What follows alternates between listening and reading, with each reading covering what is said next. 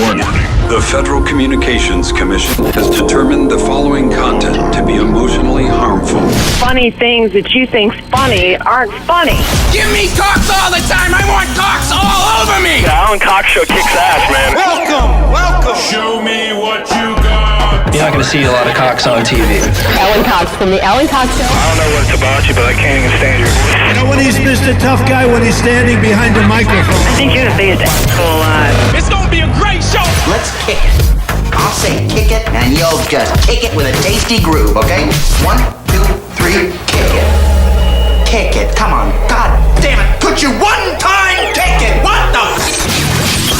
Alan Cox. Here we go. He'll ad-lib. He'll be fine. It's the Alan Cox Show on 100.7 WMMS.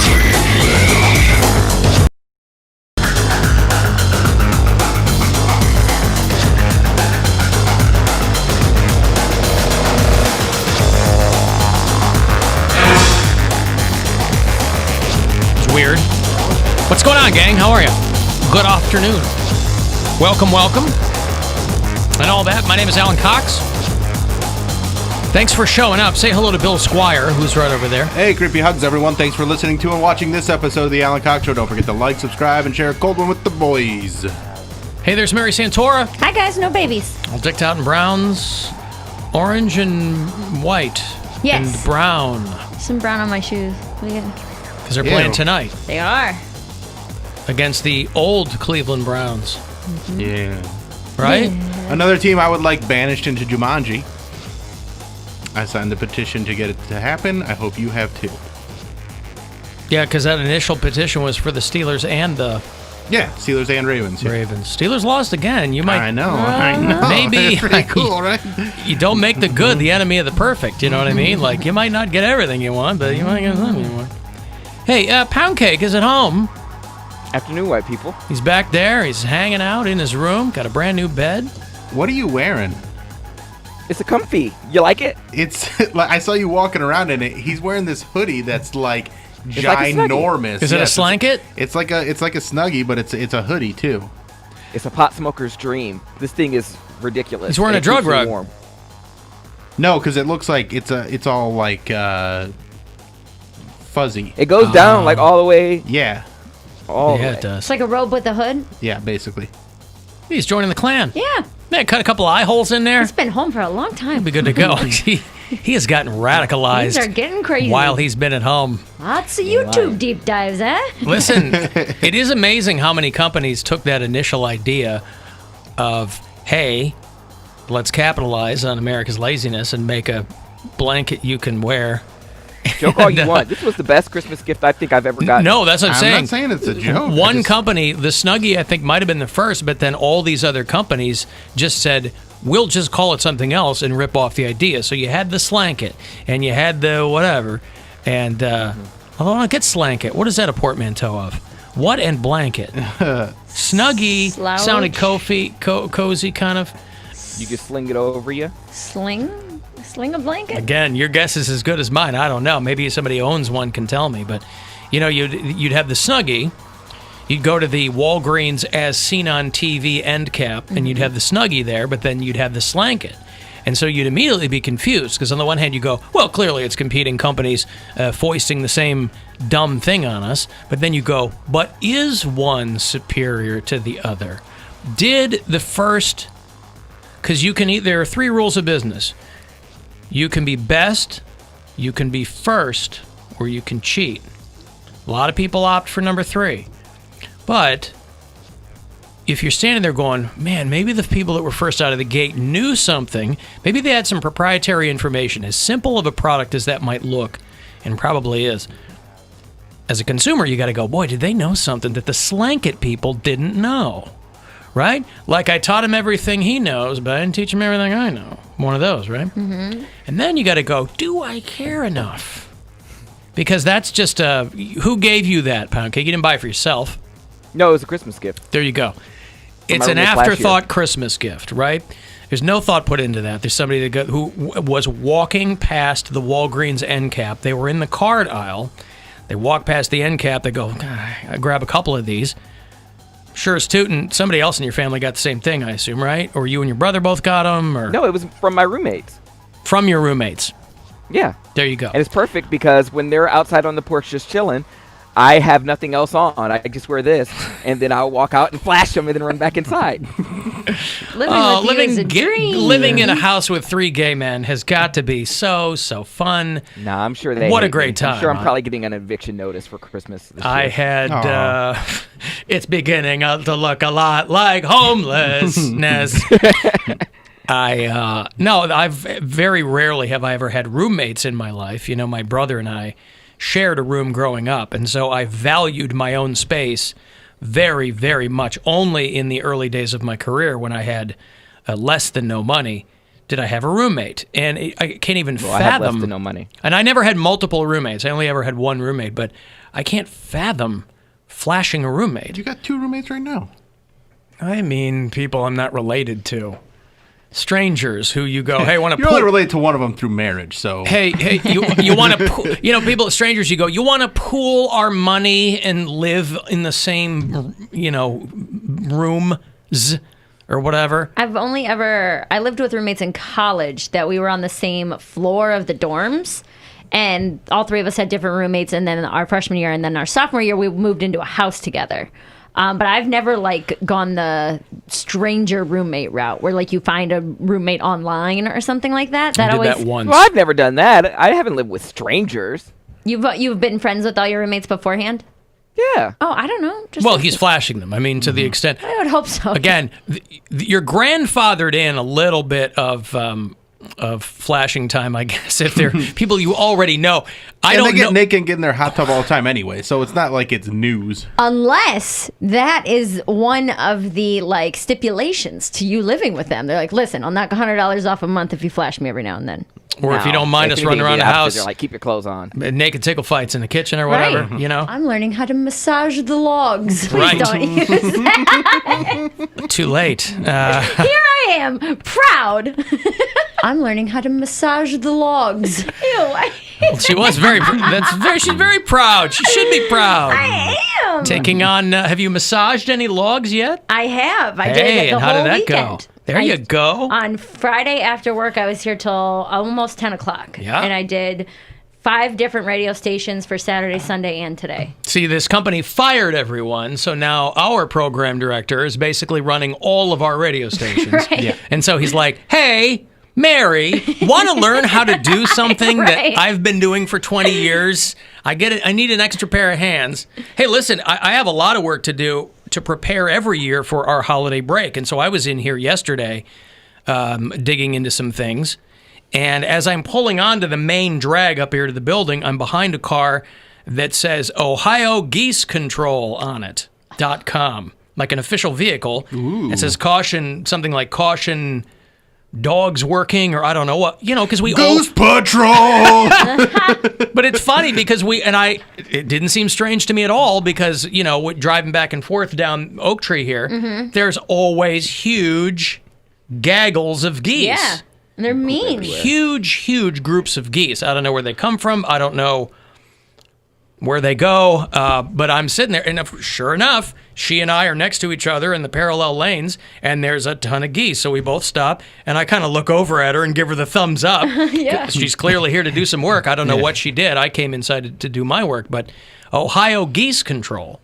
We get everything on Oak Tree Boulevard. We get all the deer, we get all the geese, all the accidents. Dude, last week I watched probably a 15-minute compilation video on YouTube of people being attacked by geese, and I was crying. I was laughing so hard because nobody's getting seriously hurt, but them just flapping at people. But they come at you hard. Nipping at their legs and stuff, and people are tripping and falling over, and the geese are flapping them in the backs. Mm-hmm. I'm telling you, if you've got an extra 15 minutes today, just put into YouTube Goose attack. People attacked by geese. It is the funniest thing you will watch.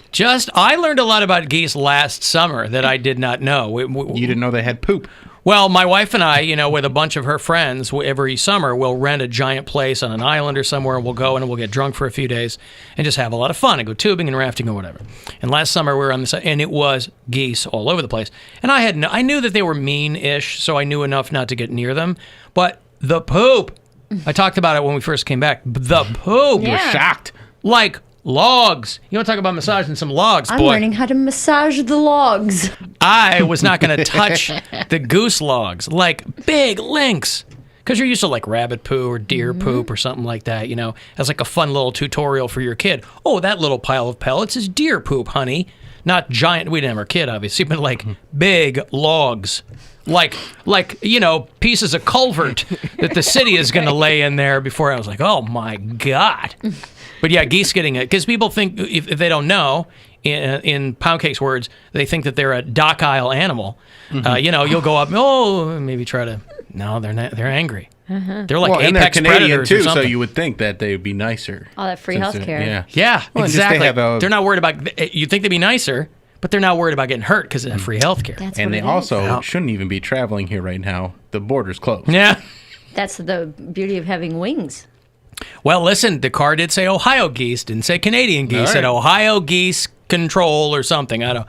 So whoever that woman was out there really doing the Lord's work. I should have, if I had thought about it, I would have looked out here when I got up here and see what she was doing specifically. But you know, She's just out there shooing. I'm like, this is my professional job. She's like, get out of here. Yeah.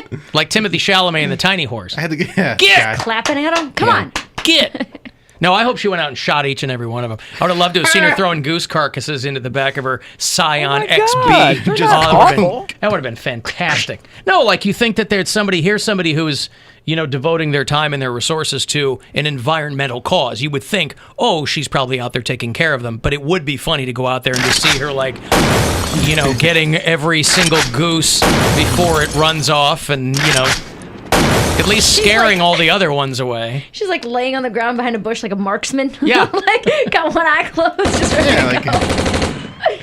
Get out of here, yo, geese! Duck hunting style. Yeah. A little dog comes up. All right, listen, I've got to take a break. Today is the first of our last 3 shows of 2020. So let's make them good ones, shall we? Let's have fun. Why not? Why not start now? 216-578-1007 if you want to join us. 800-348-1007. You can text 35192, and we'll be back. The Alan Cox Show on 100.7 WMMS. And everywhere you go on our free iHeartRadio app. Happy holidays, Northeast Ohio. Merry Mike, December deals to model here from Nissan in North Olmsted and I-90 Nissan. It's where the days before Christmas at both Nissan stores, the savings were plenty, with cars flying out the doors. Why was this happening? If you'll let me explain, our holiday deals were completely insane. Deal, Jingle Bells, Belza, and Mark prices so low that everyone left smiling with a holiday glow. Up to $1,000 off new Nissans were saved, and APRs down to 0%. They were shaved. So be a smart shopper at this time of season, because the deals are so good. That's the #1 reason. Happy holidays to you and yours from Nissan in North Olmsted on the North Olmsted Auto Mile and I-90 Nissan, Sheffield Village, because the deals are so good. Start saving today online at bignissan.com. It's another day, and do your feet hurt? It's Doogie here. And if you've had lingering foot or ankle pain, get to CLE Specialists, Cleveland's premier foot and ankle doctors. Meet the doctors and check out their state-of-the-art office, and it's totally a new experience in foot care. Trust me, I've been there, and it's absolutely amazing. Visit CLESpecialist.com to schedule your same-day appointment in person or with a video visit from home. That's CLESpecialist.com. Cleveland Lower Extremity Specialists. They're getting Cleveland back on their feet. That's the sound of NyQuil Severe hard at work. NyQuil Severe is the best sleep with a cold medicine. No tossing and turning, just rest and recovery. So you're ready to take on tomorrow. For powerful relief of your worst cold and flu symptoms, try NyQuil Severe. The nighttime sniffling, sneezing, coughing, aching, stuffy head, best sleep with a cold medicine. Use as directed. Keep out of reach of children. Kia of Streetsboro, 99 cents get you driving. Kia of Streetsboro, 99 cents down. Kia of Streetsboro, stop in and see how much you'll save. Kia of Streetsboro, Kia of Streetsboro.com. Uncle Nate here. The Command the Season year-end event is here at Kia of Streetsboro. Right now, get a 2021 Kia Forte for only $169 a month, or a 2021 Kia Seltos all-weather drive for only $209 a month with only 99 cents down, and get our 7-day money-back guarantee on select vehicles. Again, Kia Forte for only $169 a month, and Kia Seltos all-weather drive for only $209 a month, only at Kia Streetsboro. And don't forget, tell them Uncle Nate sent you. Kia of Streetsboro.com. 2021 Forte, stock number ME288377, and 2021 Seltos, stock number M7163502. 36-month lease, 10,000 miles per year. In stock unit only. Buyer responsible for tax and title and fees for well-qualified buyers. 99 cents due at signing. All rebates to dealer offer ends December 31st, 2020. See dealer for details. Ready to work for a company with a reputation for employee appreciation? Take your manufacturing career to new heights with Integrity Stainless. Experienced general laborers, forklift operators, crane operators, and slitter operators, Integrity Stainless wants you. They'll be hosting open interviews on Tuesday, December 15th from 9 a.m. to 4 p.m. On-the-spot interviews will be conducted. Qualified candidates may receive immediate offers. Integrity Stainless and Olympic Steel team members enjoy excellent wages, overtime opportunities, and numerous benefits, including medical, dental, vision, paid holidays and vacation, 401k with match, tuition reimbursement, and bonus programs. For more details, check the company website. Take your career to new heights. Call today to schedule your time slot for the Olympic Steel Job Fair, Tuesday, December 15th, 9 a.m. until 4 p.m. at 216-242-2886. Integrity Stainless is an equal opportunity employer. After a year like no other, she deserves something truly special. And Diamonds Direct is here to help with our best holiday offer ever.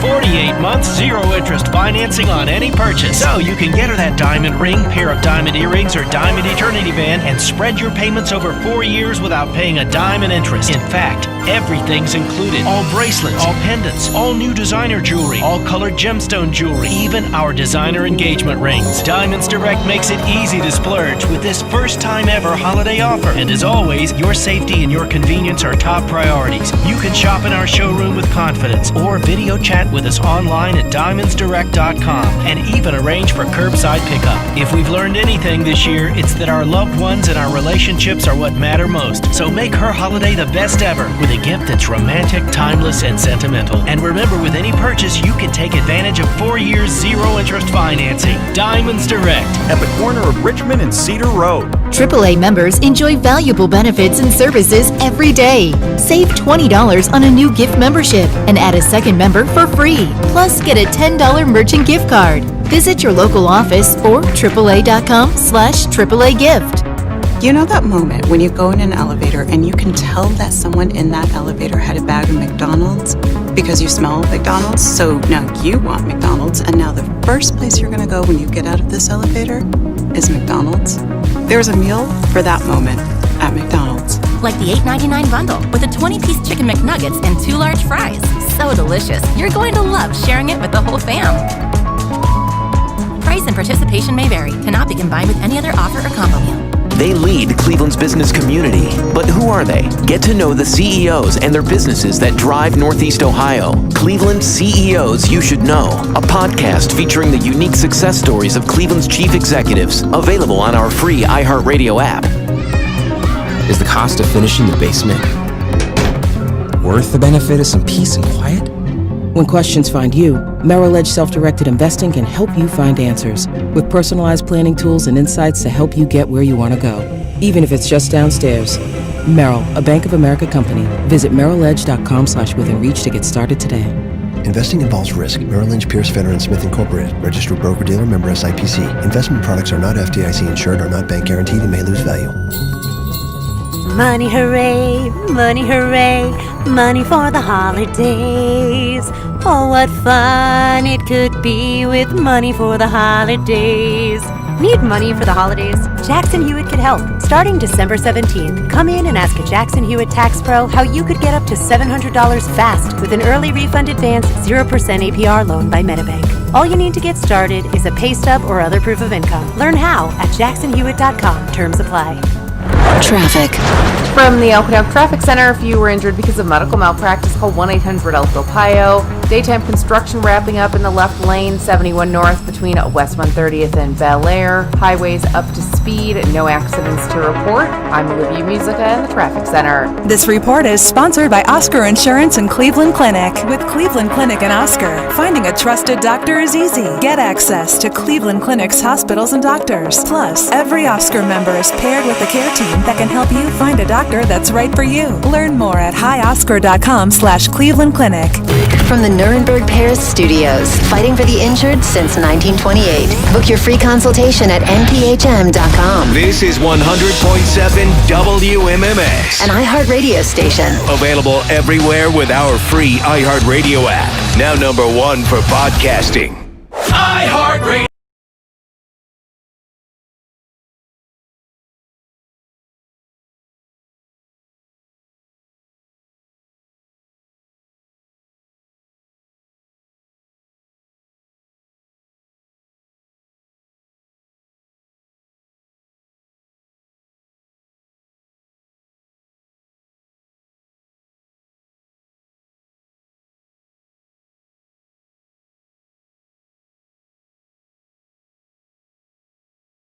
Hi, we're back. Ask Alexa.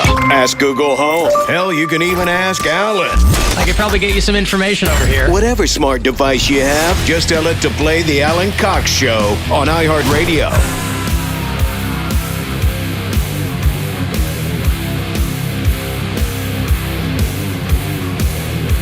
(216-578-1007), 800-348-1007.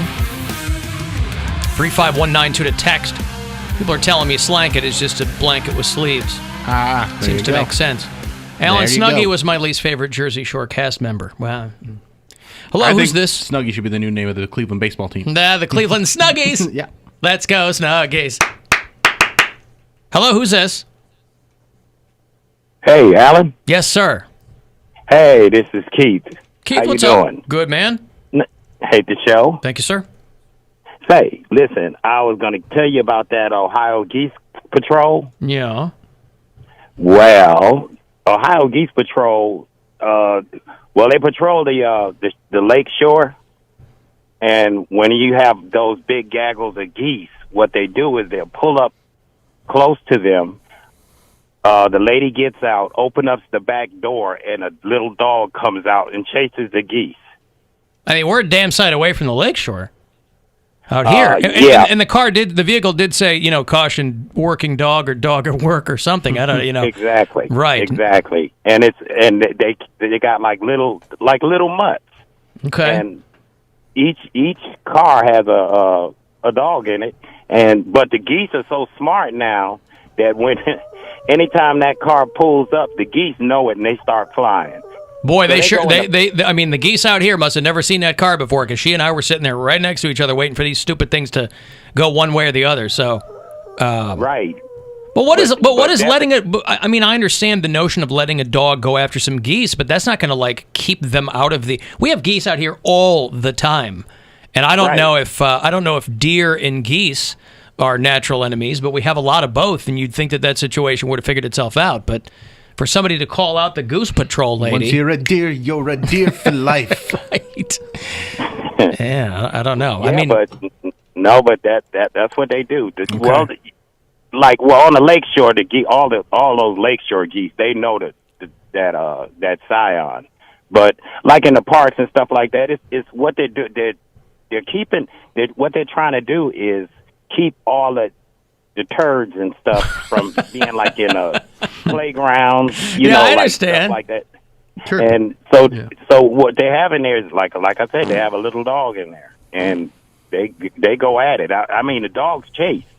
Yeah, right. But I mean, there's people texting me saying, "Hey, my company uses that company, and the geese come right back after the dog leaves." So, yeah.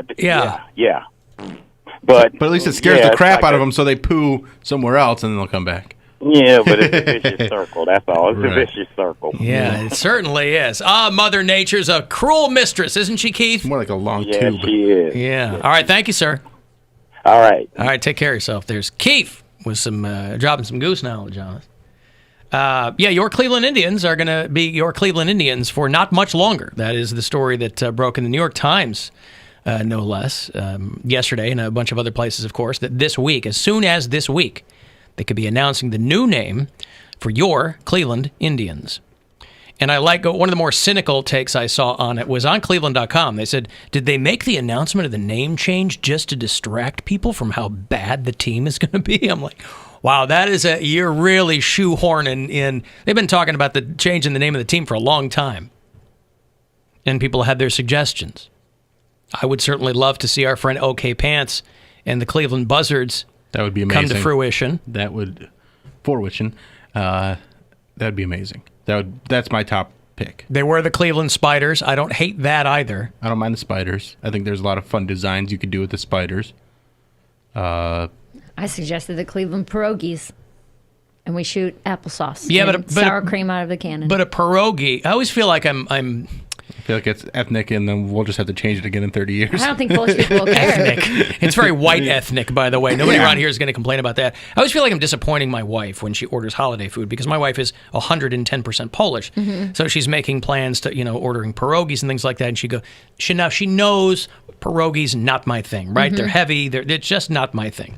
So I try to be. It's like I go, yeah, whatever you want to get what she goes, well, this one's, and it's like she's trying to play along, I'm trying to play along, what she's trying to figure out from me, what sounds better in a pierogi, and I don't want to be like, I'm gonna have half of one, you know what I mean, like so she's trying to be accommodating, but I never know what to tell her because I'm in a distinct minority with the pierogi thing, right? Everybody thinks it's the second coming of something when somebody puts meat in a dough. But and potatoes and cheese. Awesome, great. So I'm like, get whatever. Like there's one with bacon. Yeah, cool. Mm-hmm. I like bacon. Let's do that. Yeah, cool. Because I have no sense whatsoever.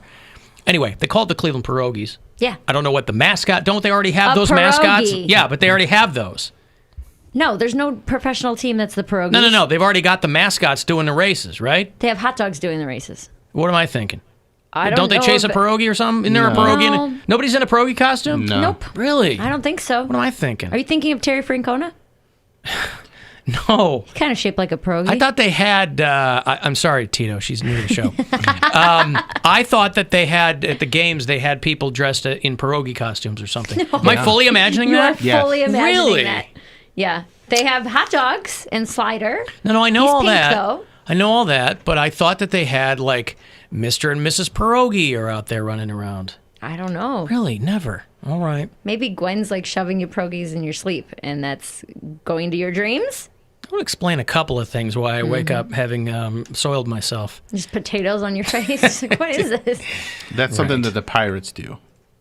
Oh, the pirates have pierogies. Because they have Mrs. T's pierogies. Then that's what I'm thinking of. Yeah, that's what I'm thinking of because I lived there for many years. So they had their pierogi races. They do the hot dogs here. Well, if there's pierogi races, and we're going to have to abolish that. I've lived in so many places over the years. I can't remember what is from what. Right. This Wednesday, our last live show of the year will be my 11th anniversary at WMMS. We have been here now for 11 years. And in that time, I'll come across things where I'll go, where is that from? Like I'll see something and I'll go, where is that from here? Mm-hmm. How long have we been here? Is that from here? Is that from somewhere else I used to live? Yeah. I can't remember. But the pierogi races, okay, PNC Park. But if they become the Cleveland pierogies, first of all, that's not something that strikes fear in people. Sure it does. It does? Have you ever eaten like 7 or 8 of them? You should be fearful. So you're saying people that have like gastrointestinal issues, yes. That would be very bad. They go, sour cream. Yes, anyone who's lactose intolerant. And they're like, get me away during the T-shirt toss because it's just sour cream packets. Some people are suggesting the Cleveland Guardians because of those bridge things. The Rockers, because of course the Rock and Roll Hall of Fame. Many months ago, I suggested the Cleveland Washington football team. The Cleveland Washington Cleveland baseball Washington except this is a baseball team, right? It's just a name, right? I would listen. I love the people that are just like they can't change the name. It's so tradition. It's gonna make me so sad. But aren't there fewer and fewer of those people? There's tons of those people. There's a lot of those people. I only got 2 people backlashing out of like 25 comments, and I was surprised. I thought it was going to be a lot of people when I shared the post on Twitter. It was coming. Well, I just went back and forth with some people on the WMMS Instagram, and they're like, "Well, it should be the first. It should be up to the Northeast Ohio Native Americans." And then I'm like sending like links to articles. I'm like, here they are. They say they want the name change. Yeah. they're not a fan. They're always at opening day. But then they go, well, but some of them said it. I'm like, I can't find that article. I can only find the one where it says, yeah, we don't like the team name. We haven't liked it ever. Change it. Well, not only that, listen, you're going to have every group of people, you're going to have a couple of people that don't care. Even Native American groups. They're going to have some. They're like, yeah, I don't care. It's a ball team. Right? But if most of them are like, yeah, we kind of like the name to change.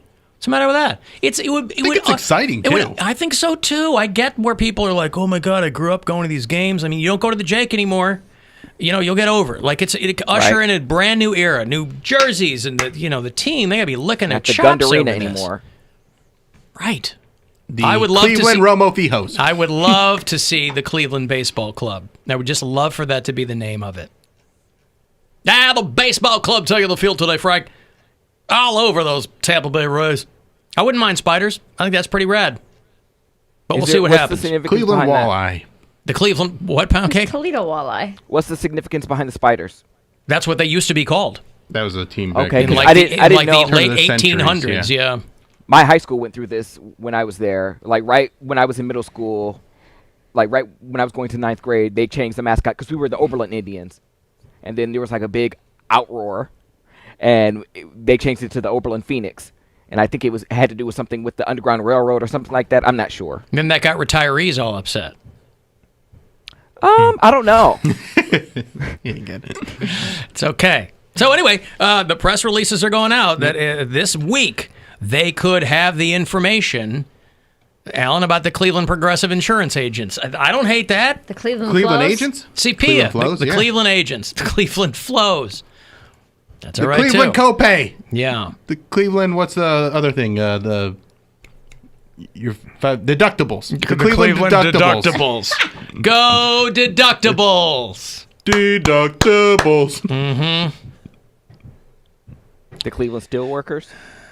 It's not so closely associated with here. I mean, there are a lot of other ways that you could go. Anyway, we'll find out. We should be the Cleveland worst Walmart in America.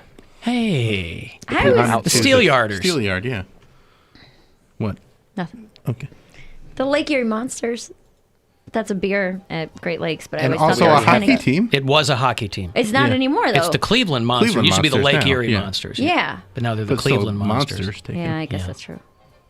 I don't think you'd do 2 nicknames in the same area. You could. I mean, you could. You can do anything. Yeah. You can just call them the Cleveland Feet. The cleats. The Cleveland Feet, everybody.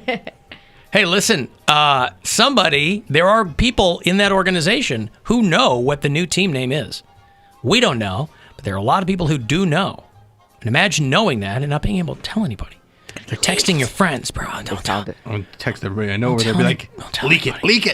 Don't tell anybody it's going to be the Pierogies. Hello, who's this? Hey, my name's Dean. Dean, what's going on? Hey, how come the Dallas Cowboys don't have to change their name? As kids, we always wanted to play Cowboys and Indians, and what did the Cowboys want to do? Kill the Indians. Because it's Texas. And then here in Akron, we had a high school that was the East Orientals. Oh, yeah. Yeah, that's not great. The East Orientals. Yeah. Again, this is Texas. They also wanted to form their own union. That's right. Yeah, they do things differently. Take Texas example. They do things differently down there. They're switching the name of the football team to the Joe Rogans. There you go. Right. Okay, thank you, Dean. Cavaliers are back playing. They won very narrowly on Saturday, the first preseason game against the Pacers. Great game. I watched the whole thing with Grandma. It was fantastic. 107-104 was the final. Yes, and it was like a game-winning layup by the new rookie, Isaac Okoro, not Pico de Gallo. And it was an exciting game. I mean, it's backups and whatever, but it's still fun. Right. I love basketball. And RT Hunkerflunk looked like he was really happy for the team. Mm-hmm. Right? Yeah, it was a fun time. He's got a new, young crop of gentlemen there That's right. to mentor. They will play tonight. We are out of here a bit early today, around 5:30. They will play the Pacers again tonight at the Romo Fijo. That is a 6 o'clock tip-off here on WMMS.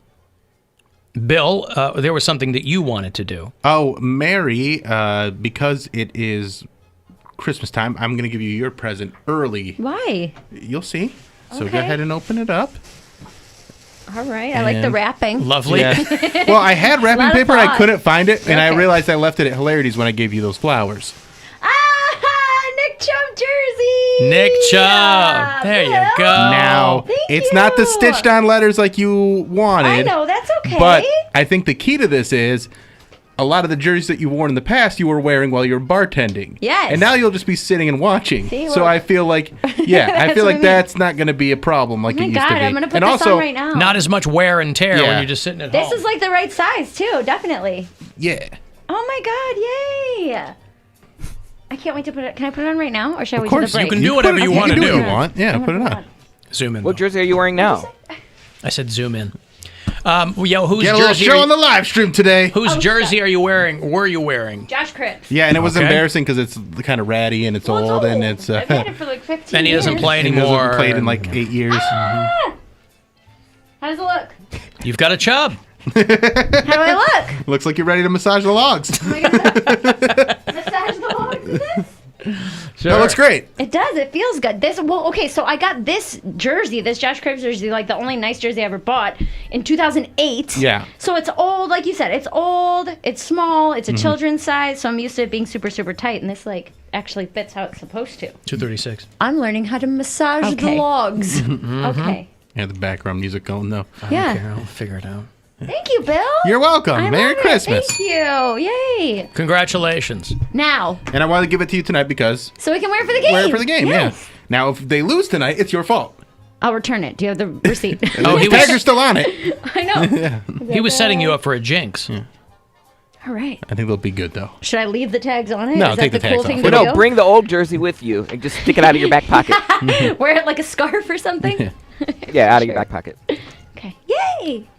Browns game is 8:15 tonight. Browns 9-3. Terry the Goat whiffed for Week 14, by the way. So her only outstanding game is tonight's game, but otherwise she went 3-7. Ooh. Yeah. Only games she nailed because the Steelers lost again. Only games she nailed were the Cardinals beat the Giants, Cowboys beat the Bengals, and the Eagles beat the Saints, which I did not think was going to happen. Nobody thought that was going to happen. What do I know? Yeah. If the game is on so late, why are we off early? Because there's a Cavaliers game.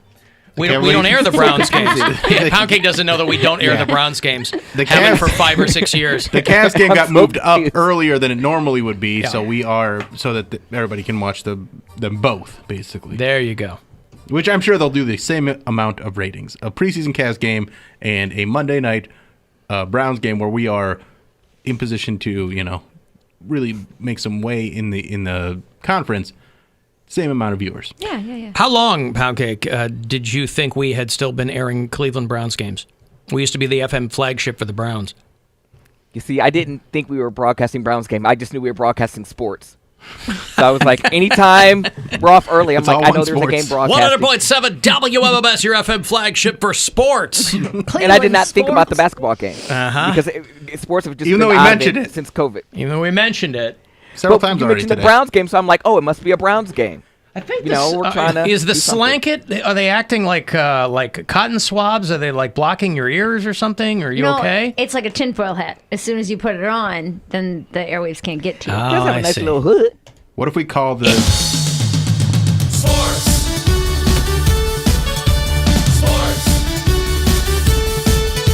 Sports. I'm a buzzard. call the baseball team the Cleveland Grit, and then we can steal Gritty from Philadelphia? I don't know if Gritty wants to be stolen. I feel like I think he would love it here. I feel like the people of Philadelphia embraced Gritty very quickly. I feel like Yeah, he'd but- be embraced here too. Then I think people are going to be like, you guys are the grits? Like, like the breakfast food? That Yeah. was the first thing We have I a very thought. gritty Grit. city. It's the Grit. Yeah, well, one morsel, one little grit. That's all we get. Yeah. We'll just tell people that we manufacture sandpaper here. Mm-hmm. They don't know any different. Yeah. Hello, who's this? Hey, it's JD in Akron. How you JD. doing, Alan? How are you, man? What's up? Oh, good. Hey, so I think that Mayor Jackson wants to call them the bungholes, but I think we should call them the steamers.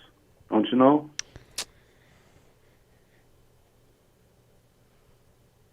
Is that it? Hello? Yeah, I heard. Yeah, I heard you. All right. Thanks, guys. Yeah, okay, thank you. Cleveland is perceived to be the butthole of the world sometime, right? Yeah, right. Right. Right. like that. Something like we've all heard this, right? We've all heard this. Is he throwing out the first pitch? You guys all know what I'm talking about, right? Cleveland's the butthole of the world. Yeah, okay. It's common knowledge. Come on. This is why 45 people are already going to run against me in the next election.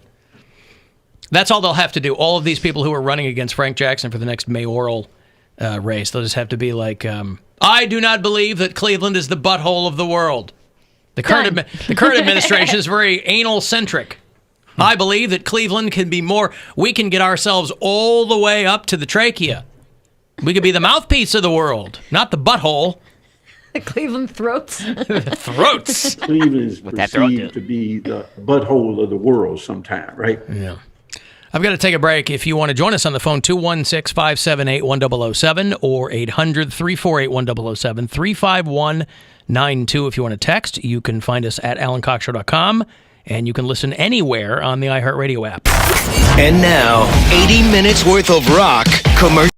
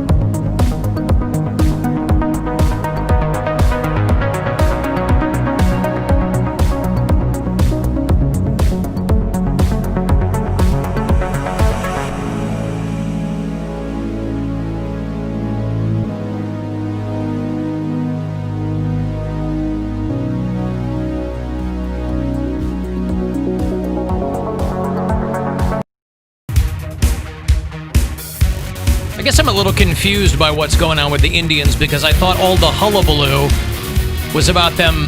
All the articles were like, they're going to be talking about the name change this week, except that's all they're doing is talking about it. Because Paul Dolan said they're going to be the Indians through the 2021 season. So I'm not sure why they're soft pedaling the thing the whole. I don't know what they're doing. I thought all of the articles were like, oh, they're going to talk about it this week. And now it's just like, well, we're announcing our decision. Cool. All right.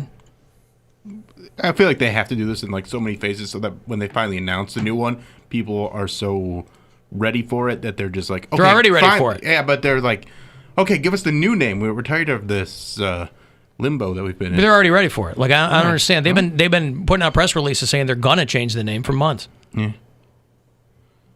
So that's the clarification. Oh no, they're gonna be the Indians through next year. So now what do I do with my base blue balls, Bill? I was all excited to see what they were going to come up with for the Indians. Well, you just get to wait till next year. There's always next year. We're on brand. Yeah, right. We're putting out a press release saying that we're talking about having some conversations about maybe talking about changing the. It can't be that hard to come up with a name. It's going to be like... It really can. I'm not even being facetious. You got a wheel of names, you spin it, and you pick one. Whatever it lands on, all those dumb names we came up with before. You spin that wheel, and whatever it lands on... I think they should let people vote on it the way they did like that boat. That was Bodie McBoatface, and will be Basie McBaseball Team. It's going to be like the Browns when they change the jersey. I'll lend them our wheel that we spin in here for when we used to do contests. Say what, Poundcake? I said it's going to be just like when the Browns tried to change the color of the jerseys or the logo or whatever. It's just going to be a lighter brown. So it's going to be like the Cleveland Native Americans instead of the Cleveland Indians. Well, first of all, colors aren't the same as a name. Second of all, they did that. They didn't do 6 months of press releases saying, hey, guys, we're thinking of putting some new colors. And then... I mean, they kind of did. Did they? Oh, yeah. I mean, listen, I understand being risk-averse in professional sports, but... You think people are going to stop going to games because they changed the name of the team? They're not. Out of spite, yes. No, they're not. There will be some people. Fine, then you sit at home and watch the games. Well, they probably They're going to have to get a disavow of the baseball team. I'm not a fan anymore, and they'll stop being a fan. But well, these are also the fans that get mad when someone flips a bat, or if they, the old school baseball fans that just are so persnickety. Right, but those people are going to die soon. And so that's not the future of your fan base. Right. Just not. So all of the reasons that they give for changing the names of these teams, it's time to do it. It's the right thing to do. Yeah, that means unloading all that old nonsense that you got to worry about with people. And I don't like the... Okay, man, cool. Comes down to messing up their money. Time only goes in one direction, forward. I think we should go in the direction of, there's the White Sox and the Red Sox. Mm-hmm. What about the Cleveland Crunchy Sox? I don't get... What's wrong with you? I thought you were going to say Black Sox, not the Crunchy Sox. Mm-hmm. All right. I do own Black Sox, but... The Cleveland Wet Sox? Do you own... The Cleveland Pink Sox? Do you own any Crunchy Sox, though? No, I'm... Anymore. I was never a sock. I never understood the sock thing. I've used it to clean up, but it's never anything that I did sock? into it. Whatever's near you. Yeah, whatever's near you when you're But you younger. plan. You Poundcake sets out a whole 12 hours for it. He's a grown man. I wasn't always. You plan. Sometimes you'd get a spontaneous one and be like, I did this and now it's a mess and I need something to wipe up. That's I quickly. Said you make an you're like, out I of can't. It sometime. This is when I was younger. This is not me now. Well, no, I was young too, but I was never like, I must do it right this second. Well, and I was different. Catholic. Same thing as a quickie. Huh? Sometimes you want it. Sometimes you want it quick. Sometimes you want to make an evening out of it. Sometimes you want to light candles. I understand. I'm simply saying that when you don't have to concern yourself with another person, the planning is a lot easier. There's a box of Kleenex somewhere within arm's reach. I'm pretty sure. I have never owned a box of Kleenex in my house. I don't keep Kleenex in my house either. I have toilet Chipotle paper. napkins. You don't have a box of Kleenex in your house. I use toilet paper if I need to blow my nose. Which I also use contributes my to bidet. buying nicer toilet paper. Ew. But Kleenex are so soft. And Remember last time I used Kleenex here and they had Vicks in them and I was crying and I rubbed it in my eyes?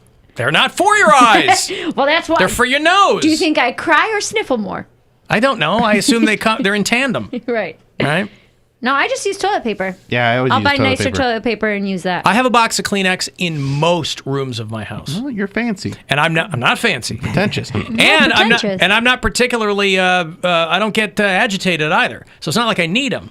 But if I need them, they're there. There's one right there. Granted, I got a 4-year-old too, so that's an extenuating circumstance. Yeah, but runny you've noses. never had a box of Kleenex in your home? In my own home, no. Really? Really? Not a box? I don't think so, no. I probably have at some Interesting. point, but it's not anything that like I go, ooh, I need that because toilet paper gets the job done. Mm-hmm. Not only, well, I think that's also because toilet paper has gotten considerably more comfy than it used Yeah. to be. Yes. Used to be, it was like if you grab toilet paper to blow your nose, like sandpaper. Yeah.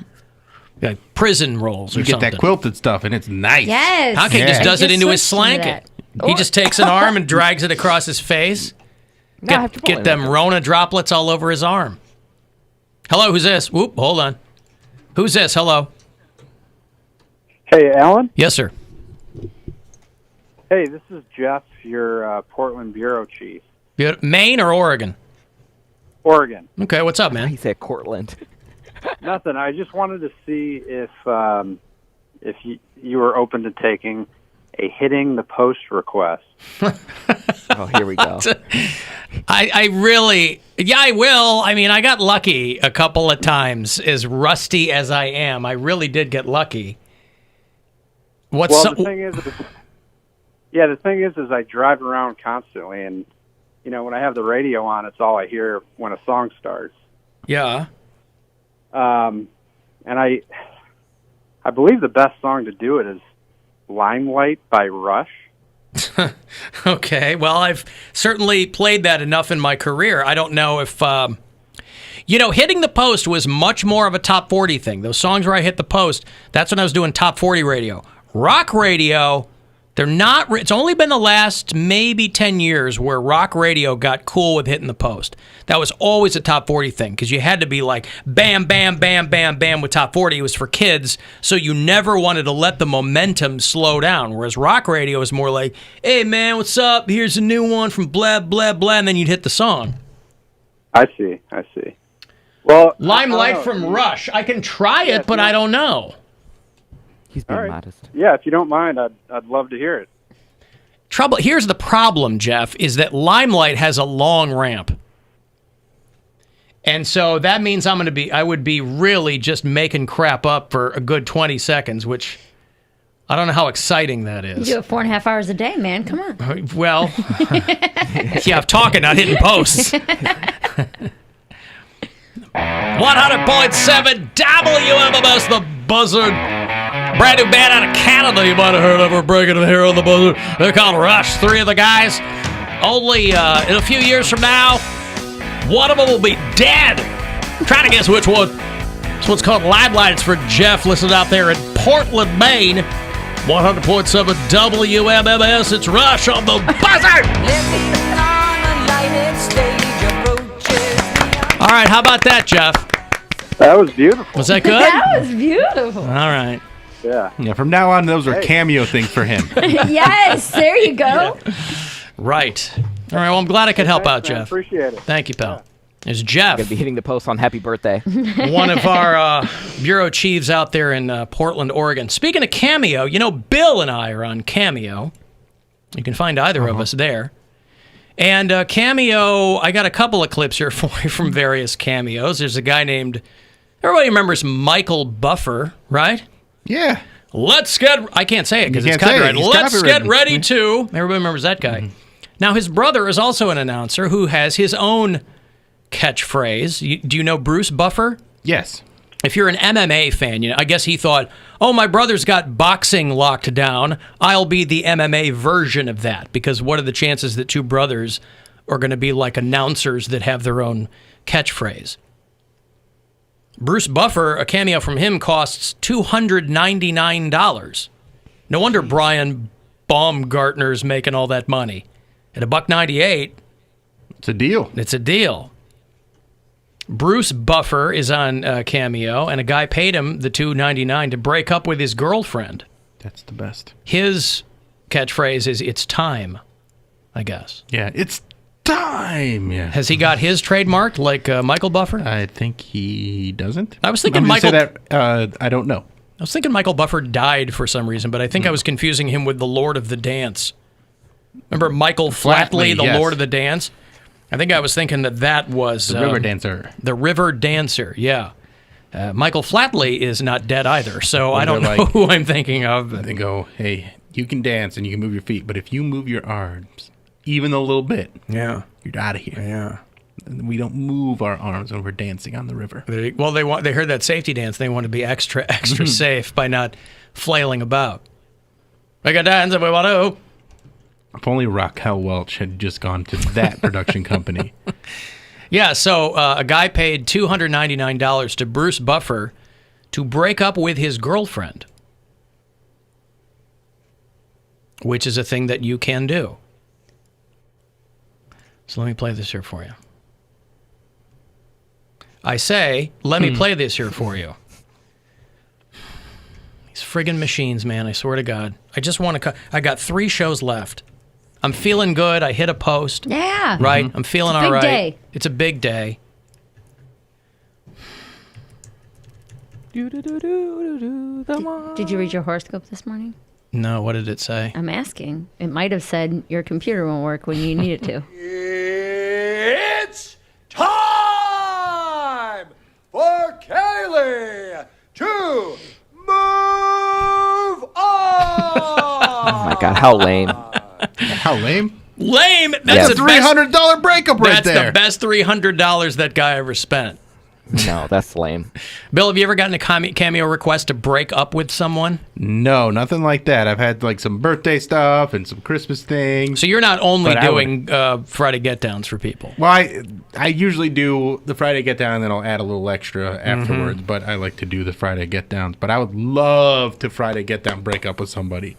That would be so much fun. Don't love you, don't love you, don't love you.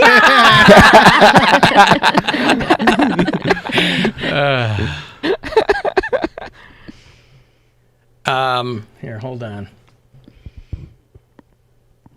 Sorry. No, I had to clean my...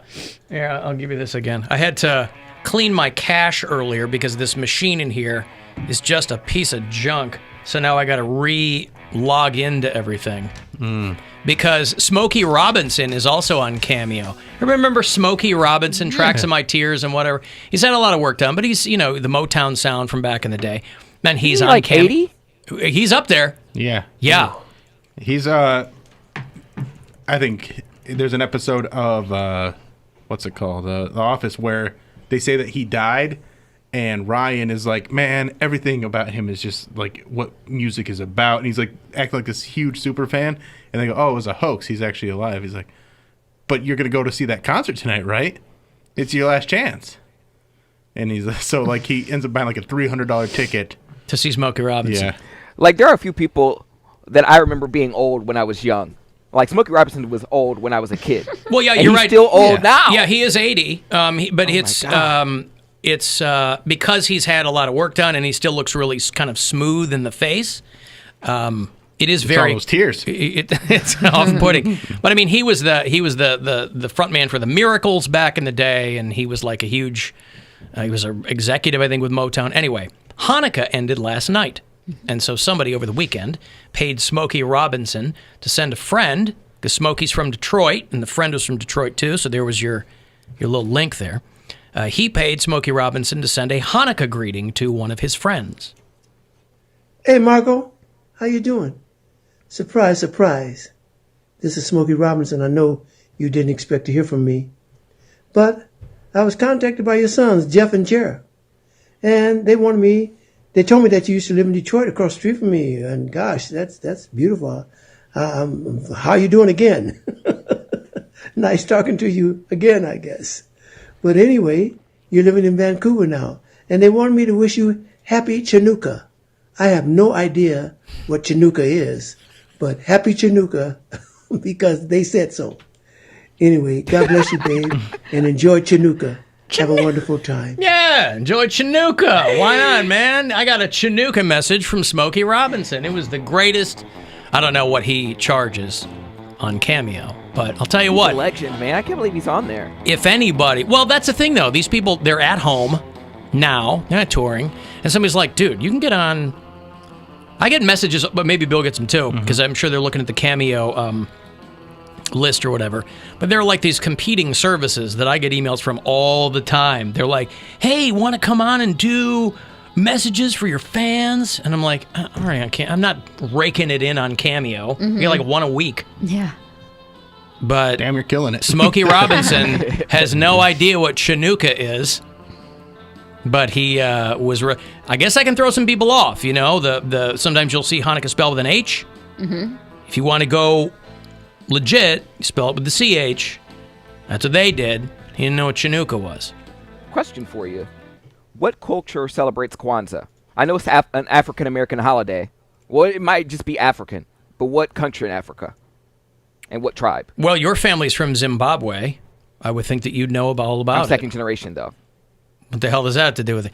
You mean all it took was 2 generations to forget your entire upbringing and background? Yeah, we won't talk about it. Right. I mean, Kwanzaa only started in the 60s. So it's not like it's been around for hundreds of years. I mean, I think it was kind of part of the Black Power movement, as a guy was like, we need our own holiday. And people were like, all right. But if you're asking, I've never known one black person that celebrated Kwanzaa. Exactly one. Oh, you did? Exactly one family. I feel it's got to be it's like Black Festivus, probably, right? Like some people might be celebrating it, other people are like, yeah, I've heard of it. I don't know. Because I was over there, at their house, and this was like years ago. I want to say like a decade. And I was like, is that a menorah? And I forget her name for it. She was like, oh, no, that's for Kwanzaa. I was like, oh. And I didn't want to offend them, so I didn't want to ask more questions. Oh, yeah, of course. Yeah, that's what it is. I knew what Kwanzaa was, but I didn't know the backstory. Why would you be afraid to ask questions if you need... Like, that's not going to offend them if you're trying to, like, earnestly understand what's going on. I don't know. I just didn't want to come off as ignorant because I was black, and I figured she would be like, you don't know about Kwanzaa? Our people? Our culture? You go, no. They domesticated you. No, but people love telling people other stuff, too. So I'm sure they would have been happy to sit you down and fill your head with 2 hours of Kwanzaa. Yeah, well, Mom was getting her hair braided, so I didn't want to annoy them. Well, I'll read you what is up here. Kwanzaa is a Swahili word which is primarily spoken in East and Southern Africa. Tanzania, like Uganda, Rwanda. Huh? Okay. So there you go. So are you thinking of introducing Kwanzaa to your home for next year? Possibly, if I have a home. Are you? No, I mean, I've seen there are Kwanzaa cards. We were looking at cards the other day, and there are Kwanzaa cards. Yeah, because there's money to be made, you know. So they're like the Hallmark's mahogany line or whatever. They got Kwanzaa cards in there. The greeting for Kwanzaa is just "How are you?" Boy, that's vague. You know, it's not Merry Christmas, not Happy Holidays. We wish you a Merry Christmas. How are you? How are you? The Swahili word for a Kwanzaa greeting is "How are you?" Just that's what it translates to. So I think, Poundcake, you should dive headlong into this. I think you should go full on into. I would love to see militant Poundcake. Okay. Not that Kwanzaa's militant, but I mean just like you should immerse yourself in every single angle of African American culture. I'll replace this comfy with the African robe. There you go. Walking around with dashiki. He's got the whole thing on. And I'm all for it. I watched a lot of the 90 Day Fiancé before the 90 days, and there's a lot of episodes that take place in Africa, and some of those clothes that they wear are just gorgeous. Like the prints and everything, it's fantastic. You look at like suits and stuff, like, this is boring and dumb. I want to dress like Africa band Poundcake. Yeah. Africa. Yeah. Fab Five Freddy. Hello, who's this? Hey, this is Demetrius. How you guys doing? What's going on? Nothing much. I just want to talk about Kwanzaa really fast. I love Kwanzaa. It's pretty fun. Now, what's the fun part about it for you? Ooh, I think just like having the 7 days, because there's 7 days within Kwanzaa, so you're supposed to, celebrate those 7 days. One of the days is there's 7, so unity, self-determination, collective work and responsibility, cooperative economics, purpose, creativity, and faith. Okay. All of those are just the translation from the Swahili words. I could have said the Swahili words, but we're not going to go that deep into it. But you get to talk about what it is to have those 7 things and how best to use these things to help out yourself and your family and your community and things like that. You're supposed to do it that way, so then, you know, everybody gets some type of help and growth around this time of year with other individuals. But like, I feel like a lot of people are just scared to grow anyway, so that's why I feel like that's why a lot of people won't celebrate it, because it's actually something that teaches you how to grow, and people are scared to do that. Well, plus, Demetrius, you probably also know that there are probably a lot of African Americans who really don't care about that part of their heritage or culture or whatever. It's just not anything that scratches their itch. You know what I mean? True story.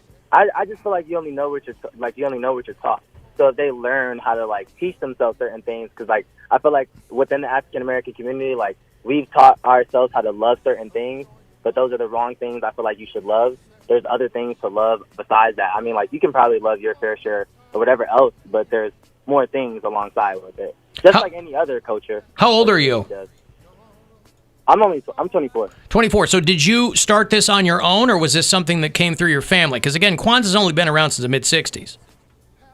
Yeah, I started through my own. I was just like, I'm going to just do this, and I'm going to celebrate it every year. This is only my second time around, like, celebrating it. And if I don't fully do the candle thing, I'll be at least talking to, like, whomever I'm around, like, about, like, hey, it's Kwanzaa today. I want to talk to you about unity. Like, see, that's how you know that Demetrius just came into this. That's how you know he's only in his second year of it, because he knows everything about it. You do a deep dive when you decide to go in it. You know, it's like a first-year philosophy student. Mm-hmm. They come home for Christmas and they're like, I believe it was John Paul Sartre who said, and you're like, oh, okay. You know, but he's into it and he's doing it, and, you know. Very cool. Makes him happy. That's great. All right, thank you, Demetrius. I appreciate you guys. All right, take care. You. Thank you. I learned something there. Happy Kwanzaa. Kwanzaa will be... No, Poundcake, it's how are you? And how are you, fellow Kwanzaa celebrator? It starts the day after White American Christmas, Bill. That's when Kwanzaa starts, December 26th. And then, of course, the classic Teddy Pendergrass, Happy Kwanzaa. This is when the ladies were like, probably the one song where they weren't whipping their panties up on the stage at him was when he would sing Happy Kwanzaa, baby. But the music, if it's all in this like kind of R&B style, I'm all about some Kwanzaa. Absolutely. If I can play some Shaka Khan, yeah, and when some my Teddy lady down, tell her Pendergrass. what I appreciate about that ass. Oh boy. Yeah. All right. Tell her how she can do better. Or you tell you say how you can do better. You don't tell other people what they can do better. Yeah. This guy. I like that idea. Like, here's how you can be better. I appreciate you. But do better. Here it is. Yeah. I've got a magnet on my refrigerator to that effect. Mm-hmm. All right, I've got to take a break. If you want to get a text in 35192, AlanCoxShow.com to hit us up otherwise, and we'll be back. The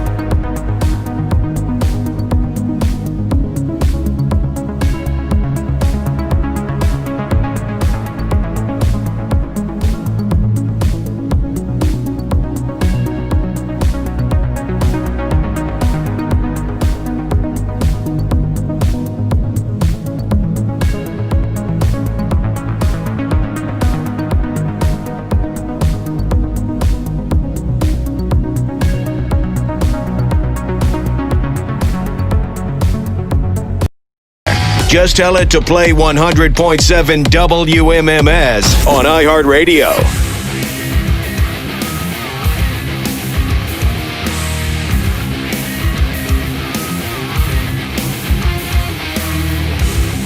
Two 216-578-1007. Join us live, 800-348-1007. 35192. You want to text me? Alan, you planning your jerk sessions is so on brand, it hurts. Well, listen, as a kid, yeah. I mean, listen, I think that any endeavor that involves a mess at the end, there's no reason not to plan. Did you ever Failing get caught? to plan is planning to fail. What's that? Did you ever get caught? I don't recall ever getting caught. I got caught once by my ex-wife. No. It's why... well, that's different than getting caught by, like, a parent. Yeah. Or a sibling. It's still weird, though. Ugh. Well, I think that's why if you... I shared a room with my brother, my middle brother. And so you learn to do it very, very quietly, which is why, when you go to college, you're basically lettering in it, by the time, I almost got the caught other by my person's roommate and other his person's dad. never going to hear you because you're so quiet. Unfortunately, when you start having relationships with grown human women, it takes a little while for them to get used to the fact that you're still barely making any noise. And you're like, honey, I learned I'm going to have to deprogram myself out of all of the years that I stayed so utterly silent by myself. So if you want me to make more noises, I'm happy to accommodate, but there's a learning curve here, and please bear with me. Just random noises. Yeah, that feels good, right? No. Alan, I tuned in late. Just hit the post. Why is Poundcake wearing judge's robes? Well, you are very judgy. Leave my comfy alone. It's warm. It's comfortable. I've been home. I've been having, back problems. And, yeah, listen, he's at home. You can wear whatever you want. Yeah, man. And I'm also wearing this to not show that I've been wearing the same clothes for 3 days. Why wouldn't you just change your clothes Why instead am I of gonna cover put them more up? clothes on? Because you want to dress for success, don't you? This is a live broadcast that we're putting out, and I would think that you'd want to present yourself in a way that makes you look like someone who didn't just get up. Yeah, Mary's wearing something that's brand new. Just today, I put it on during the show. During the show, she's changing clothes. But your thought is, I don't want to change the clothes that I've been wearing for 3 days. That's a whole other conversation. I'm just going to cover them up with my slinky. The only thing that's a repeat is my sweats. The shirt is new. Why haven't you changed your clothes? That implies that you also haven't showered in 3 days. No. I did shower. You put the old clothes on after you showered. I can't stand that. No. I put my sweats What's on. the point of showering and then putting dirty clothes back on? That's like the whole point of showering is you take off the dirty clothes and then you get to put on new, fresh clothes, and it feels so good. Well, I have new underwear and new shirt, but the sweats, I really like these sweats, and they're comfortable, and the other ones wasn't new washed, underwear and new shirt. He's like, where's my Monday underwear? Where's my munderwear? Now, for the sweatpants, I'll give you that, because I have probably 3 or 4 pairs of sweatpants that I have on a rotation that as soon as I get home from work or whatever, I'll take off my jeans and put on my clothes. So I'm not really doing anything in them. I'm just wearing them around the house. So I'll probably wear sweatpants 3 or 4 days in a row before I do anything with them. He needs to separate being around the house from being around the house on YouTube. Okay. That's but no where one can he see is. my sweats. Huh? Y'all can't see my sweats. I'm not talking about your sweats. I'm talking about the fact that you're like wearing a dish towel with sleeves on it. It's not. This is regular. Again, it's fine, it's I washed. can't even see you, so I don't know what you look like, but I'm just assuming. Take a little peeky peek. Pull it up on YouTube. No, I'm doing a show here. I'm not gonna, but what I'm saying is, It looks like a hoodie that's lined with Sherpa. That's. Yeah, I've seen him. Like I said, I assume that's what it looks like. I figure I can conjure that image, but hey, you dress for the job you want, not the one you have, right? Looks cozy. Mary wants to be a football coach. Player. She's over here. No, coach, you know how I feel. The coaches should be wearing what the players wear. Mm-hmm. Kevin Stefanski should be wearing a Nick Chubb jersey. Well, that's the thing. It should be blank because he doesn't want to be playing favorites. Right. Even though I'm sure he does. I'm sure your coach absolutely had your favorite player. Can just say HC on it, head coach, and then put his Oh. own name on the back? No numbers. No numbers, yeah. It's head coach. Yeah. But then all the head coaches have the same jersey number. They all have HC. No, they have them redone each week with the team's standings. Record right now. Yeah. Oh, There wow, you go. yeah. That's fun. 9-3. HC 9-3. There you go. Hello, who's this? Hey, it's Margaret. Hi, Margaret. How are you? Hi, good. So you guys were talking about. Ooh, this is not going to work out. Why is your phone so crackly? Are you I don't near know, I'm something not on- radioactive? No, I'm in the car, but I'm not on speaker. No, I can tell you're not on speaker, and maybe it's just the, sometimes the signal's a little weird or something. Radioactive. Yeah. Okay, go ahead, I Margaret. hear- We'll see how I long we hear can that handle now. this. Okay, sorry. No, you guys were talking about what Cody's wearing. Did you say it's a comfy? Yes. So don't make fun of him. My daughter wore a comfy for our Christmas card picture. How old is your daughter? 13. Yeah, there you go. Listen, Christmas card, cheeky photo, I get it. She's a 13-year-old girl. He's pushing 30. He's a grown man, and he's doing his job right now. I'm confused. Do you want us to make fun of your daughter instead of Poundcake? Yeah, I don't get it. Don't make fun of him. My daughter did the exact same thing. Not really making a point there in Poundcake's favor. My point is it's cute, and just let him wear it. And it's like 2020. Like, what else are we supposed to wear? It's cute if you're a 13-year-old girl. Listen, do whatever you want to do, right, Poundcake? I'm just saying, Margaret's daughter's 13. She was doing it for the Christmas card, and I didn't wear this for it to become a distraction. I Right. didn't think it was that big of a deal. It was comfortable. well, It was listen, very you're the warm. one. You're the one in the judge's robes. How do you rule? In my favor. Oh, there you go. All right, good. Thank you, Margaret. I appreciate the call. All right.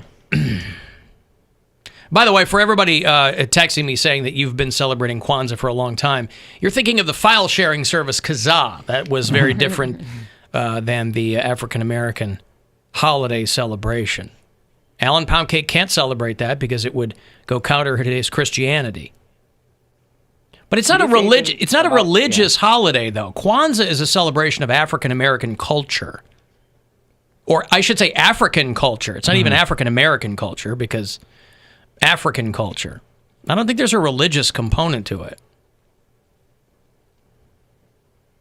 If you listen to the show on iHeartRadio, by the way, and you do it from outside of Ohio, tell me where. Bob is listening in Green Valley, Arizona, which is south of Tucson.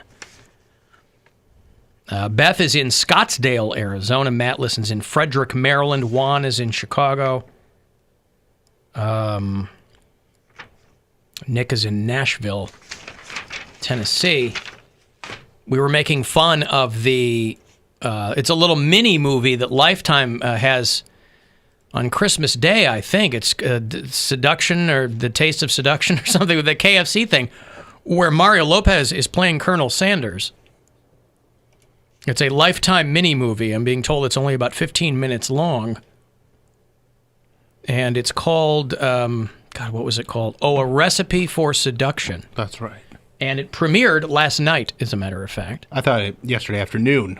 There you go. Midday, right? Yes. Noon, probably around there.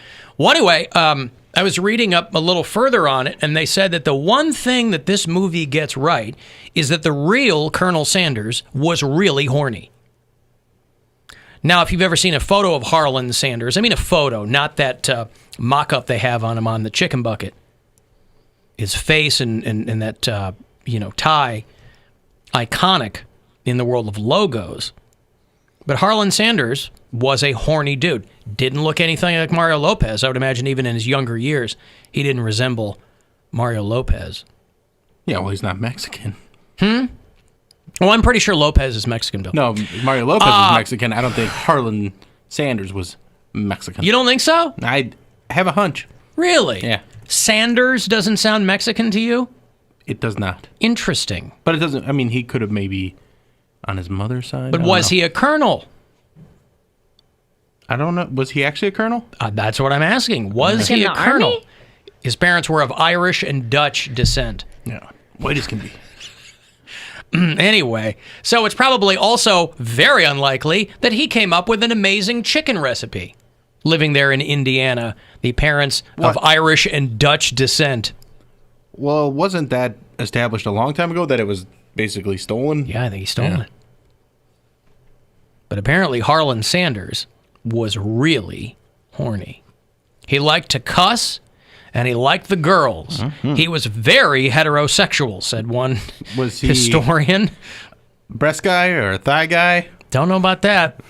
As long as it's crispy, he didn't care. They refer to him as cantankerous, which is a great adjective that is kind of a cover for a whole bunch of other things that you might not want to be called. They just call you cantankerous. It's like incorrigible. Usually means that guy's a dick. But that didn't sound so good, so you go, well, that guy's incorrigible. Like when an old guy pinches your ass and you're a waitress. They go, oh, Henry's incorrigible, when you want to punch him in the face. So Harlan Sanders had a reputation not only for world-famous chicken, but for profanity. This guy loved to curse. It's fun. Of course. You know, I reject on principle this notion that some people have. Are we sure the F stands for fried? I'm Colonel Sanders, and you might like my K, F, and C. My Kentucky effing chicken. So, yeah, he really I've always rejected this notion that people who like to curse, that's somehow a sign of diminished intelligence, because you can't conjure. And that might be true for some people, but I know a lot of people who are very eloquent, but they love cursing, boy. Yeah, I've seen plenty of studies that say that if you use swear words, it is a sign of intelligence. Oh, yeah? Yeah. I mean, we're just using the same ones everybody else is using. It's not like we're using pretentious curse words, Bill. I'm using the same ones everybody else is using. Yeah, and it makes you seem like if you could use those curse words, you probably wouldn't be perceived as pretentious. See, that's why I seem that way here, because as a professional communicator, I feel compelled to avail myself of the depth and breadth of my linguistic whatevers, right? But in capabilities, I couldn't even see. That's how pretentious I'm not, Bill. I couldn't even come up with the word capabilities. But in real life, I'm talking like a sailor. And there's no disrespect to sailors there. Actually, he talked off the air. Alan sounds a lot like Popeye. I am what I am. I'm always eating spinach. Who's this? Hello. Hey, how you doing? Good. Who's this? Joe. Joe, if that's your real name. It is my real name. All right. What's up, Joe? All right. Question for y'all. What do y'all think is going to be the final score for tonight's game between the Browns and Ravens? 39-2. Cleveland Browns. They just got one safety? One safety is what they get. Hey, he asked me, Mary. I'm just clarifying. We're not all wearing a Chubb jersey to imbue us with future knowledge. You want to try on my... I'll ask Mary and Bill, what do y'all think the final score is going to be? I think it'll be 24-17 Browns. I'm going to go 27-20. It's going to be closer. Oh, and Bill, one question for you as well. Yeah. With this NBA season about to start up, do you actually think that they should start the season even though the pandemic is still going on? Yeah, because the NBA has proven that of all the sports leagues, they handled it better than anybody else. And there's no fans there. And there's no fans, and there's going to be like limited seating in some arenas, but I think the NBA has a good grip on how to handle this compared to the other leagues, because even though they'll be traveling now, they've kind of got a good idea of how to keep everybody safe and to respect the bubble. And also these players, they want to get paid, and they got to play to get paid. So I say start it up, and let's get it going. Okay. I'm sticking with 39-2. Fair enough. Fight me on that one, why don't you? You'll all be singing a different tune when tomorrow we're talking about that amazing 39-2 Browns game, making them 10-3. I do want to see, though. I want to see Baker Mayfield do a no-look pass like Patrick Mahomes. I want to see that happen. Maybe. Now you might get your wish. Maybe that's how he gets the safety. How else? That's right. He's trying to do a no-look pass. And that's right. No, they're not the 2. They're the 39. Yeah. Yeah. I'm saying he would get tackled in our end zone. Oh, yeah, trying to do a no-look pass. Right. Yeah. Because he's not looking. Well, Alan. you got to look Get at something. You might not be looking over here, but you're looking over there. You got to look somewhere. All right, what is your, Joe, before I let you go, you have to give me your prediction. I'm going to say 35-20 Browns over Ravens. Joe's not that far from 39-2. I'd say he and I are in good company. 20 and 2 are close.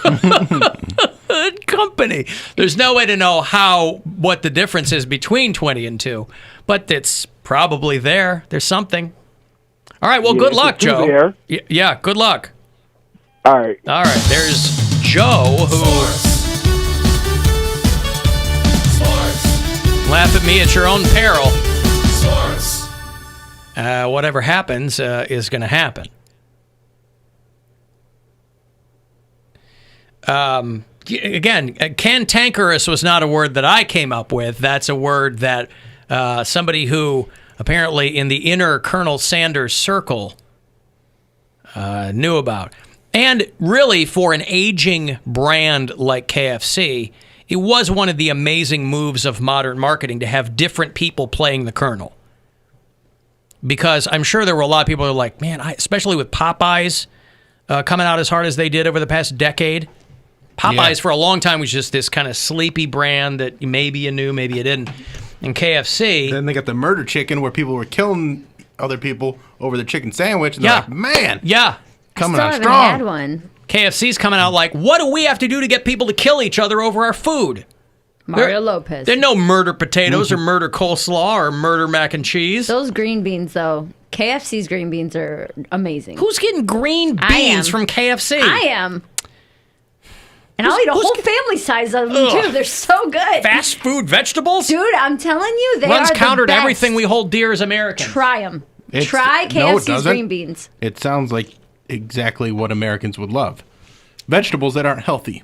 They're healthy. No, I was going to say, they just have But like are they? steamed green beans. They're not like... No, there's like the spices like a in butter them. water. No, I'm telling you. There's No, like what I'm saying bacon is- and pepper, and they are so good. What I'm saying is they're not like deep fried or anything. No, right, but they're I vegetables. I would take KFC's green beans over most restaurants' green beans. Hey, can I get extra butter water on that, please? Whatever, dude. Just try some. I'm telling you. I've only ever had the mashed taters, which barring good. any change in their recipe, pretty good. Coleslaw, good. Not too Sure. mayo-y, not too watery. It wouldn't even occur to me to get green beans Try at them. KFC. I promise you. I haven't even gotten chicken from them. You had it earlier this year because I remember we were talking about it. And I was severely disappointed, with all due respect to that chain. Once a year, I'll get it in my head because I'll see one of these commercials. I go, hey, it's Jason Alexander. It's the Colonel. That's funny. Reba McEntire, Jim Gaffigan. And I'll go, why don't I go over there, right? And then I at the end of the night, after I've consumed everything, I go, now I know why I didn't do that. Mm-hmm. Well, Until because you now. haven't been getting green beans. Okay, let me make myself a note. Make yourself a note.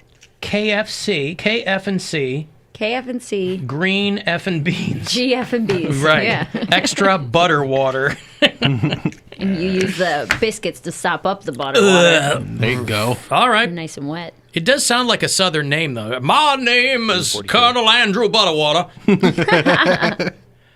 All right, I got a break. If you want to get a text in, 35192. Cavs pregame tonight. They're playing the Pacers at the Romo Fijo. So pregame at 5:30, tip-off at 6 tonight here on MMS. The Alan Cox Show on 100.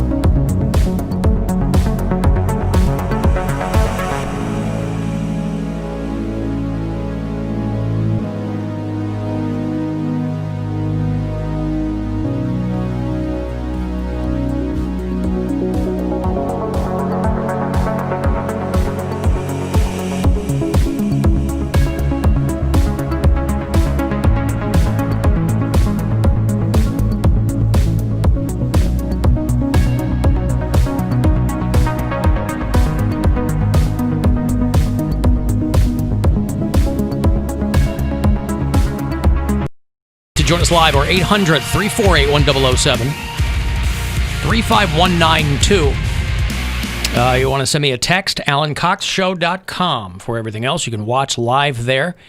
If you want to see Poundcake holding court over his bedroom. And the new episode of the Bill Squire Show is there, yes? Yeah. This Good week's episode this week. Instagram hotties are there too. My girlfriend got a new hairdo, so we talk a little bit about that. Talk with my buddy Todd Riley. I ask him some questions, and then we kind of talk a little bit about stand-up. He's a comedian as well. And then the Instagram hottie this week has an OnlyFans, and she talked about some weird requests that she had, including a guy that was into yawning. That's hot. Well, yeah, it's opening your mouth really wide, right? Yeah. I could see where that might have some subliminal value to it. Your girlfriend's haircut. Yeah. Hairdo. Is it a cut? She Well, don't you have to get a cut to get a new do? She got a she little got a dye bit job. hair. She got a little bit cut off, and then she dyed it like it's like blue and purple, and it's very pretty. It looks Okay. very nice. So chef recommends from you. You Yes, like it. yes. Yeah. She did it herself? No, she went to a friend of hers that had a salon that was closed. Wore a mask the whole time. Took all the necessary precautions, but looks very nice. Costs a lot of money. Oh, yeah? You just do it with Kool-Aid at home, right? I mean, you could. Yeah. I don't think it lasts as long. What's that? I don't think it lasts as long if you do it with Kool-Aid. That way, if you screw it up, you go, it's not going to last so long. Anybody know who Charlie Pride is? You ever heard that name? Any of your family or parents into country music? I remember my grandmother used to listen to Charlie Pride. One of his big songs was called Kiss an Angel Good Morning. You've got to kiss an angel good morning and let her know you think about her when you're gone. Kiss an angel good morning. Charlie Pride was he was the first black superstar in country music. He was inducted into the Grand Ole Opry, and he died over the weekend from COVID-19. He was 86 years old. There's a bit of controversy because he was just at the CMA Awards, which was inside. So now everybody is scrambling to deny that he caught the coronavirus at the CMA Awards. So everybody associated with that. They're like, no, he got back home and he got a negative test and whatever, who knows. But he had done a Facebook Live a couple of days prior to his death. So I guess it must have hit him fast and took him fast or whatever. But he had set up a brand new website. Then he was talking about it on Facebook. Charlie Pride here. Hope you're doing okay during this crazy time. I wanted to let you know that we just launched a new website and have changed up the online store. I have been signing books and old LP albums that we had in the warehouse, and these are the original Old LP albums that they had in the warehouse. He died a couple days later. But he was That also... means this morning he could have kissed an angel. He kissed an angel good morning. Is anybody going to San Antone? Wish she had done me that way. Sleeping under a table in a roadside park. But man could wake up dead. I think Charlie Pride was a guy who made a lot of country music fans feel not racist back in the day. Because he was doing... there's one. Well, he was doing what they liked. It Yeah. wasn't like, you know what I mean? But he was also a star pitcher in the Negro Leagues, which I didn't know about at all until I was reading like an obit on the guy. But he was a big baseball player. He was in the Army, blah, blah, blah. And then he just started, he was a young man. He's a good-looking dude, and he started getting, discovered doing country music. But back in the day, you would have like little headshots with the music when they would get sent to radio stations. And for a long time, early in his career, they would send the music to country radio with no headshot. Because they didn't want the audience knowing it was a black guy. Oh, yeah. They were like, you know what? Your career is going to be over if people see you. I mean, again, this was the mid-'60s, early Heritage, 60s, not late hate. 60s. What's that? Heritage, not hate. Heritage, not hate. Right. But he was, he's a pretty easygoing guy. He was one of these, I think he kind of got along to get along. He was never caught up in any kind of political stuff. There's this old country song called The Green, Green Grass of Home. 1 million people have done this song. And he wanted to do it for his record label. And they told him that they didn't want him to record it because there's a line in the song about hair of gold and lips like cherry. And they're like, okay, well, that's a white girl. And we don't want you doing a song about trying to romance a white girl. Because people are going to flip out. Oh, people. So they're so dumb. So I really that get was annoyed by people. I'm very annoyed by people today. Well, listen, it was the mid '60s. I understand. You know what I mean? It's like, but if you're the guy, if you're Charlie Pride, you're like, Jesus, okay, I want to be a star. First of all, I don't know how country music becomes your thing, but whatever. I want to be a star, but they're like, look, we want to send your music out, but you can't do the song about the white lady. We can't put a picture with your thing. But he had to make sure you insinuate that the angel is black. What's that? I said, meanwhile, white bands in the 80s could sing about dating girls that were 17 or 16. Yeah, they did. Mm-hmm. She was just 17. You know what I mean? Wouldn't they? Charlie Pride he just got the Willie Nelson Lifetime Achievement Award at the CMAs last month. So he'd been up and walking around, but he died over the weekend from COVID-19. Wouldn't they want him to sing about a white girl if they're not going to post pictures of him? Like, wouldn't it be like... But once people find out... Once people find out. It was after they knew he was black that he wanted to do that song. Oh, because it was like a country standard, right? Green, Green Grass. I remember my grandma playing it. I don't remember which version I heard her doing it, but a lot of people covered that song. And Charlie Pride wanted to do it. Who are you annoyed at today? Oh, just all the Indians fans that are like, this is destroying the legacy of the team and they can't do this. I hate that they're doing it. And I'm just like, grow up and move on. And they're trying to make these arguments that are so... It's PC culture. Like, black and white. Like, if you're doing this, then it means you have to change every team's name eventually. I'm like, no, that's not what it is. It's the wrong thing to name a team. Well, here's the thing, though. It is PC culture. But there's nothing inherently wrong with that. There's this notion that because all these people that have been watching Fox News their whole lives are like, they're canceling Christmas.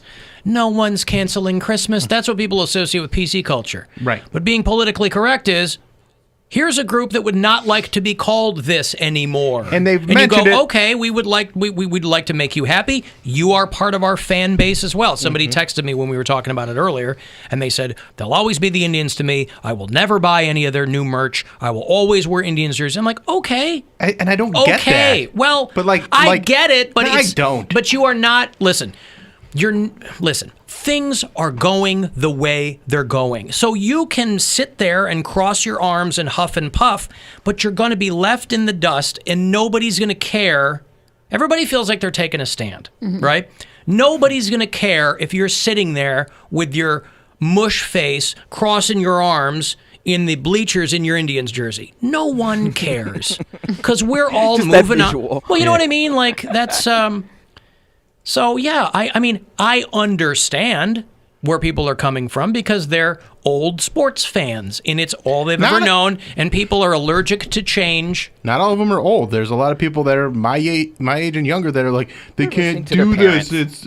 I imagine they have their own opinion. I just think it's bananas that they can't wrap their head around the idea that calling the team the Indians wasn't the best idea right off the bat. And then all this they go, it's not offensive to these people, or they go, it's it's going to ruin the legacy because we can't mention the things that they did in the past. I'm like, yes, we can still talk about the team existing and all the years that it did exist. They're changing the name. If people have nostalgia about it, like, I don't hold that against you. I mean, nobody's taking away your memories. If that's how you grew up, and I mean, I understand. Listen, if they were going to change the name of the White Sox, I'd go, well, that kind of sucks. I mean, that's how I grew up watching. But okay, they're changing the name of the team. Like, I don't play for them. I'll buy the new jersey. Like, and whatever. Yeah, you'll still have the memories. The memories don't go away. And also, they haven't won a World Series in a long time anyway. So what memory? What memory you got? On opening day, I wore a shirt and a hat that had Chief Wahoo on it, and I used the excuse that and it's not a lie, that the shirt was a goal shirt that I had never been able to fit into it, and I finally lost enough weight that it fit. And I swear, I know. I was like, what is a stupid. goal shirt? Like, you don't know what a goal shirt is? I do now in context, yeah. Oh, no. That was the only goal shirt you had? I have had that shirt for over a decade. I bought that But shirt. that's the only goal shirt you had. That was like my number one goal shirt because I bought it in college. Baseball gear. Yeah. Yeah, I bought it in college, and then I like left it at home when I went away to school. And when I came back from school, I was too big for it. So it was like 10 years that I wanted to wear this shirt.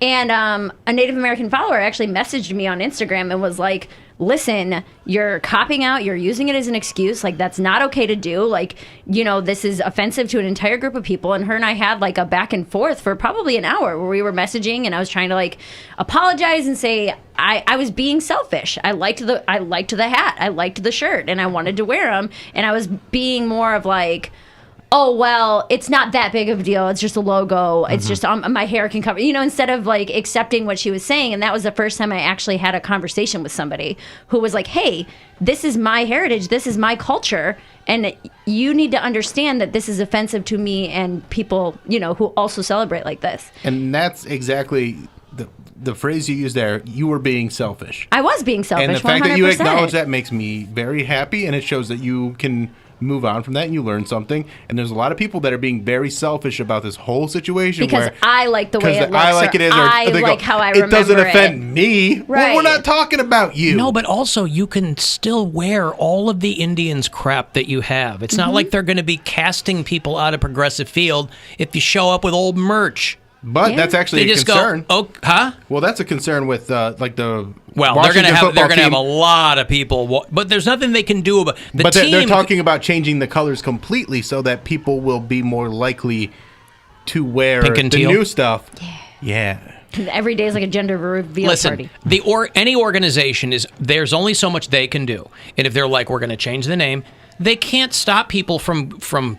Again, everybody thinks they're making a point, except you're going to be one of thousands of people making the same point. Yeah. So you're not going to stand out. There's going to be plenty, and frankly, merch is not cheap. No. So I don't blame you if you don't go buy the new stuff. So you I'm wear an excited, old though. jersey. It's cool. I'm excited to see what they do. But again, they're still going to be the Indians for the 2021 season. Right. So there's a bit of a bait and switch there with the whole, like, they're announcing this week. No, they're announcing that they're talking about doing something that might happen, and they're cool announcement, guys. They're going to make the name change, but we won't know till next year. Yeah. I was mentioning that story because, Bill, you mentioned younger people. 3 weeks. Not on January 1. Next Nah, you don't know that. season. You don't know that. doofus. You mentioned younger people who are taking a stand or whatever, but I think a lot of it is more just, this is the way it's always been. These are the clothes that I have. What's the big deal? Because that's how I thought earlier. Yeah. Even earlier this year, April of this year, before I had the conversation. It's not like I was trying to be offensive or I was like, blah, blah, blah. You know, it wasn't like, they've always been the tribe, you know, keep the chief. It was just like, oh, these are the clothes I have. I look cute in them. But also, people pick and choose what they are nostalgic about. Yeah. You really do. It's not involuntary. You pick and choose. If Microsoft kept putting out the same Xbox every year as the first one because they go, well, this is what it's always been. Yeah. Right, yeah. It's always been this Xbox, so we're just going to keep putting this out. People are nostalgic for that first Xbox. They love playing that old Doom. Right. We've just put out the same one. People be like, what the hell? What am I paying for? Right, what am I paying for? Same price every year, or it ratchets up, but they're giving you the same first-gen Xbox. Tradition. It's tradition. This is the way it's always been. Here's the Atari 2600. So, you know, you're going to have people wearing their Indians gear, and I don't blame them. Yeah. You know, you're going to have the same people trying to make a point that they've always made.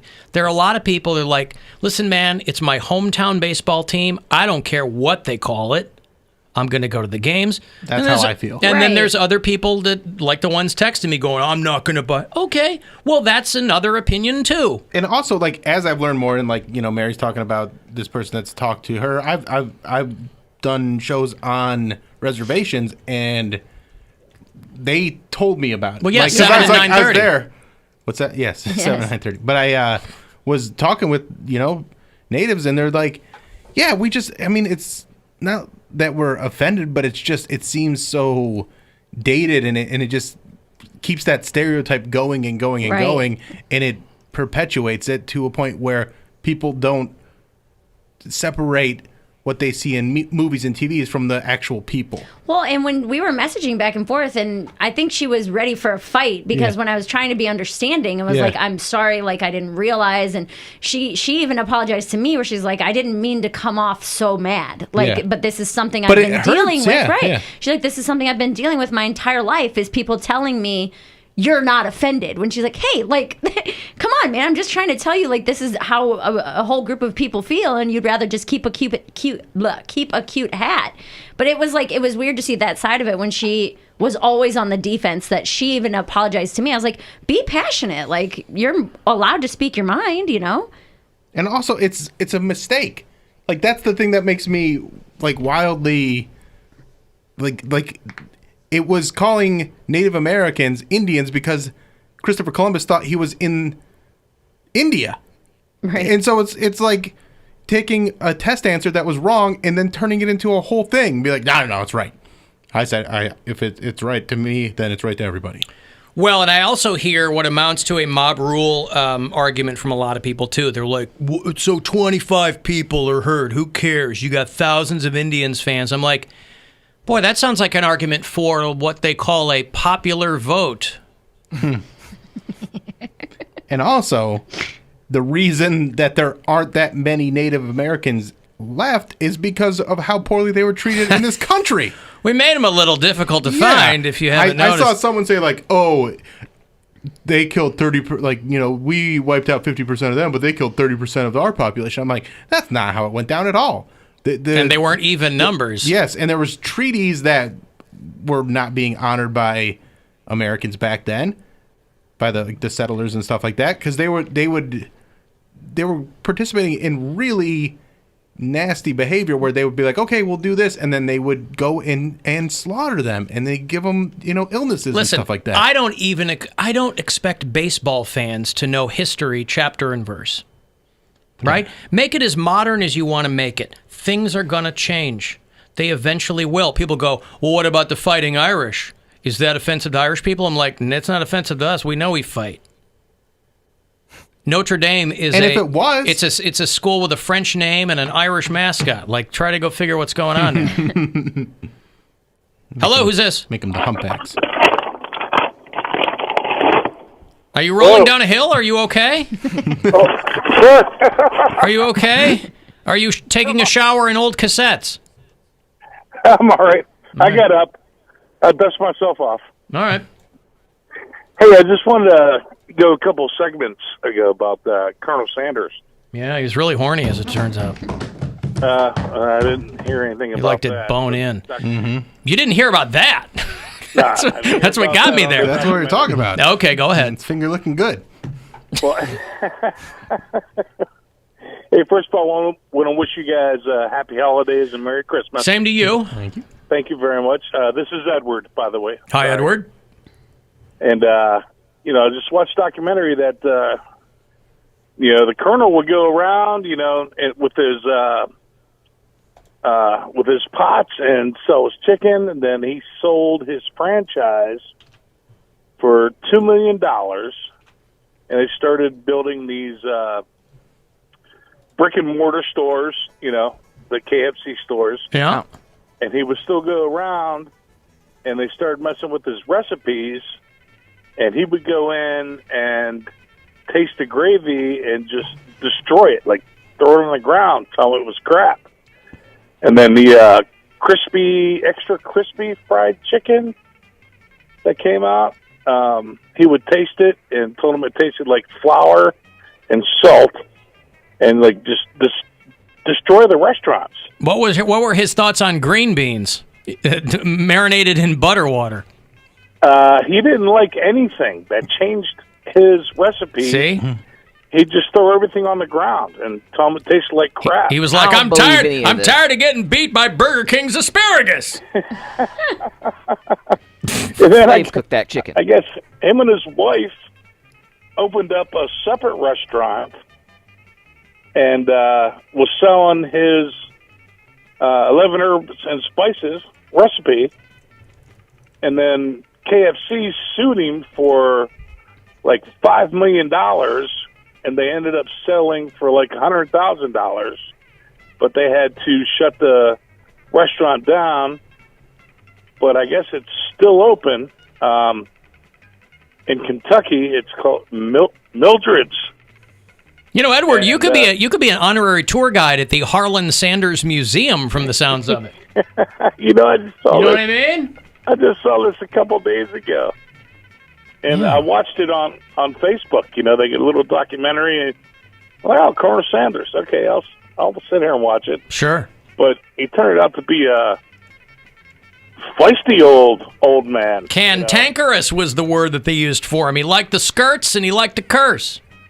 All right, thank you, Edward. I've got to move on. Let me take a break. If you want to join us on the phone, 216-578-1007, 800-348-1007. And you can send me a text, 35192. The Alan Cox Show.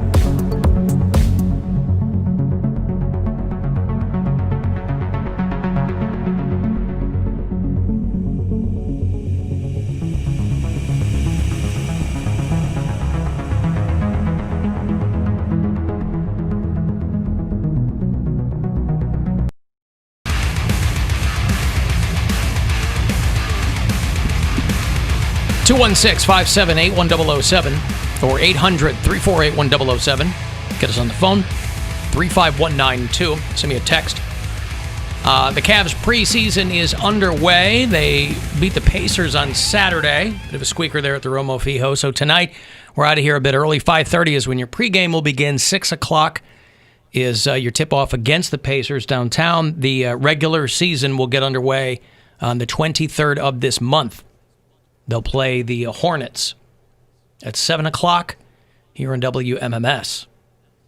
The Cavaliers not changing their name. So for those of you who are thinking, oh, man, what are the Cavaliers going to do? When are they going to find out there's some negative connotation to a Cavalier? It was a Cavalier, just like a swashbuckler? Like a pirate? Yeah, something like that. Yeah, swinging on a chandelier. Nothing wrong with that. So Cavs tonight, pregame 5:30, and then tip-off at 6 o'clock. Hello? Hello? Who's this? This is Kevin. Kevin, what's up?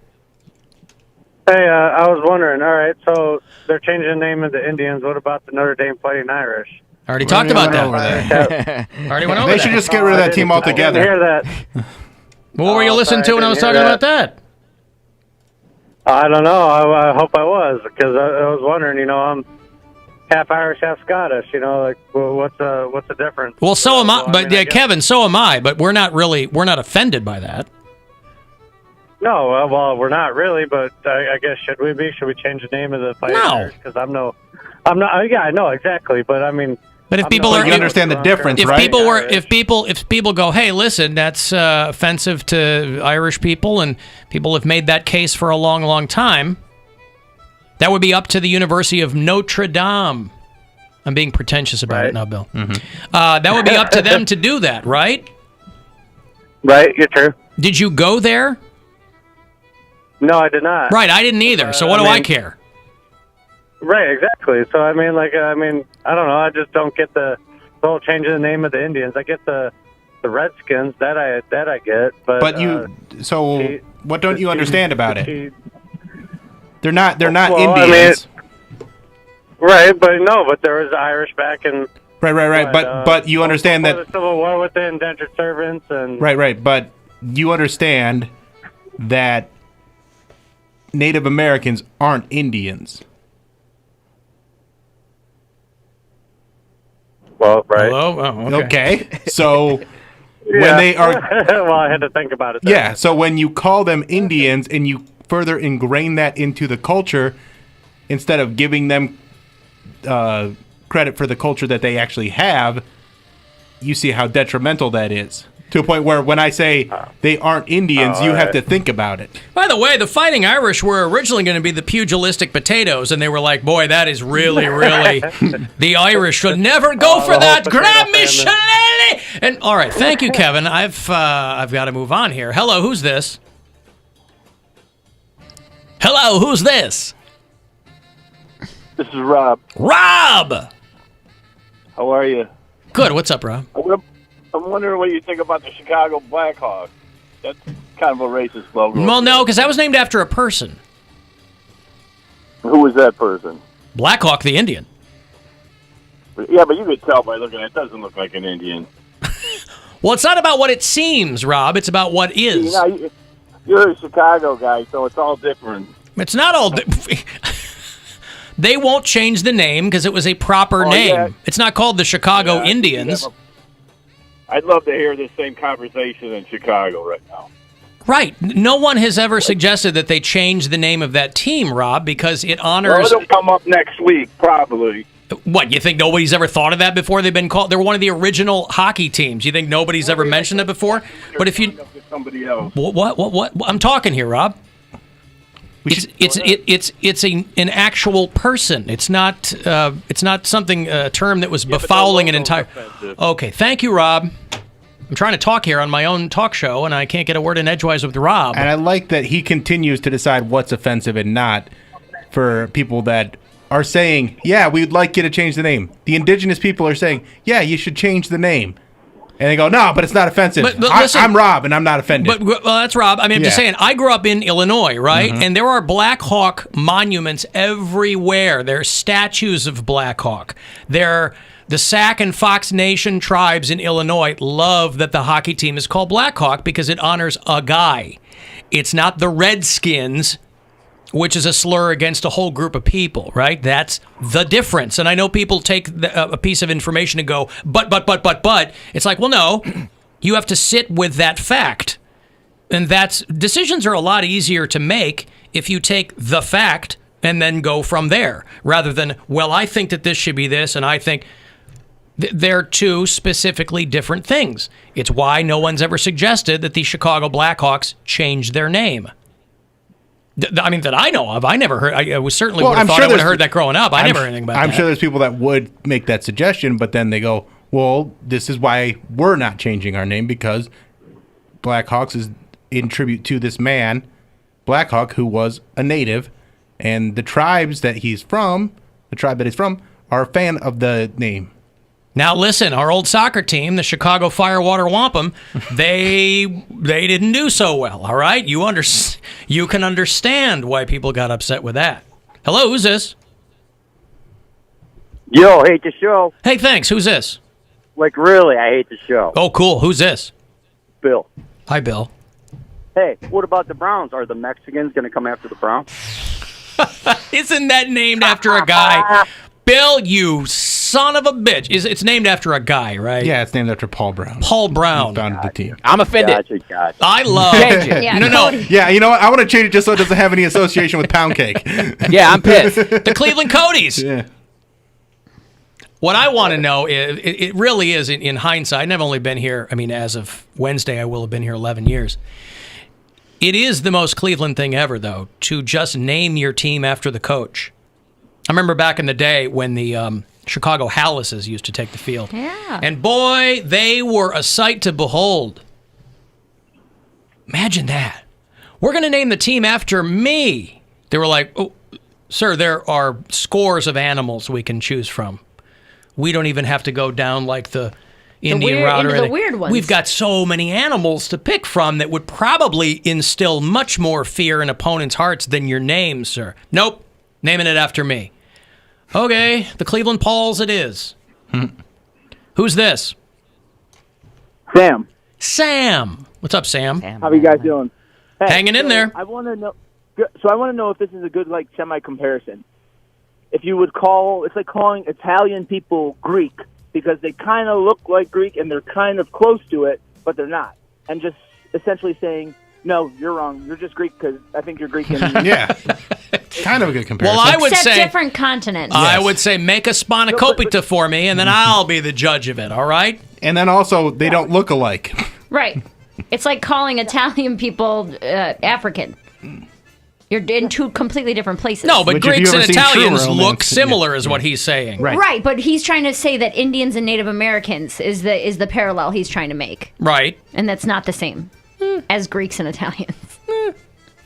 No, I'm just saying you're calling an entire ethnic group the wrong thing. Yes. And you're just saying, no, you're wrong. We like the Indians. We thought you were Indians. You're going to stay that way just because we want it that way. You aren't, but we want it that way. Well, the winners get That's to like- write history, right? It's like calling a Mexican a Puerto Rican. Or vice Oh, versa. don't do that. You don't say that Don't unless do you have a that. death wish. Do not do that. Don't do that. Do not do that. All right, thank you, Sam. Hello, who's this? Greg. Red? Greg. Greg. Hi, Greg. I would have preferred to call you Red. You know what? I don't care. I'm going to call you Red. How do you like that?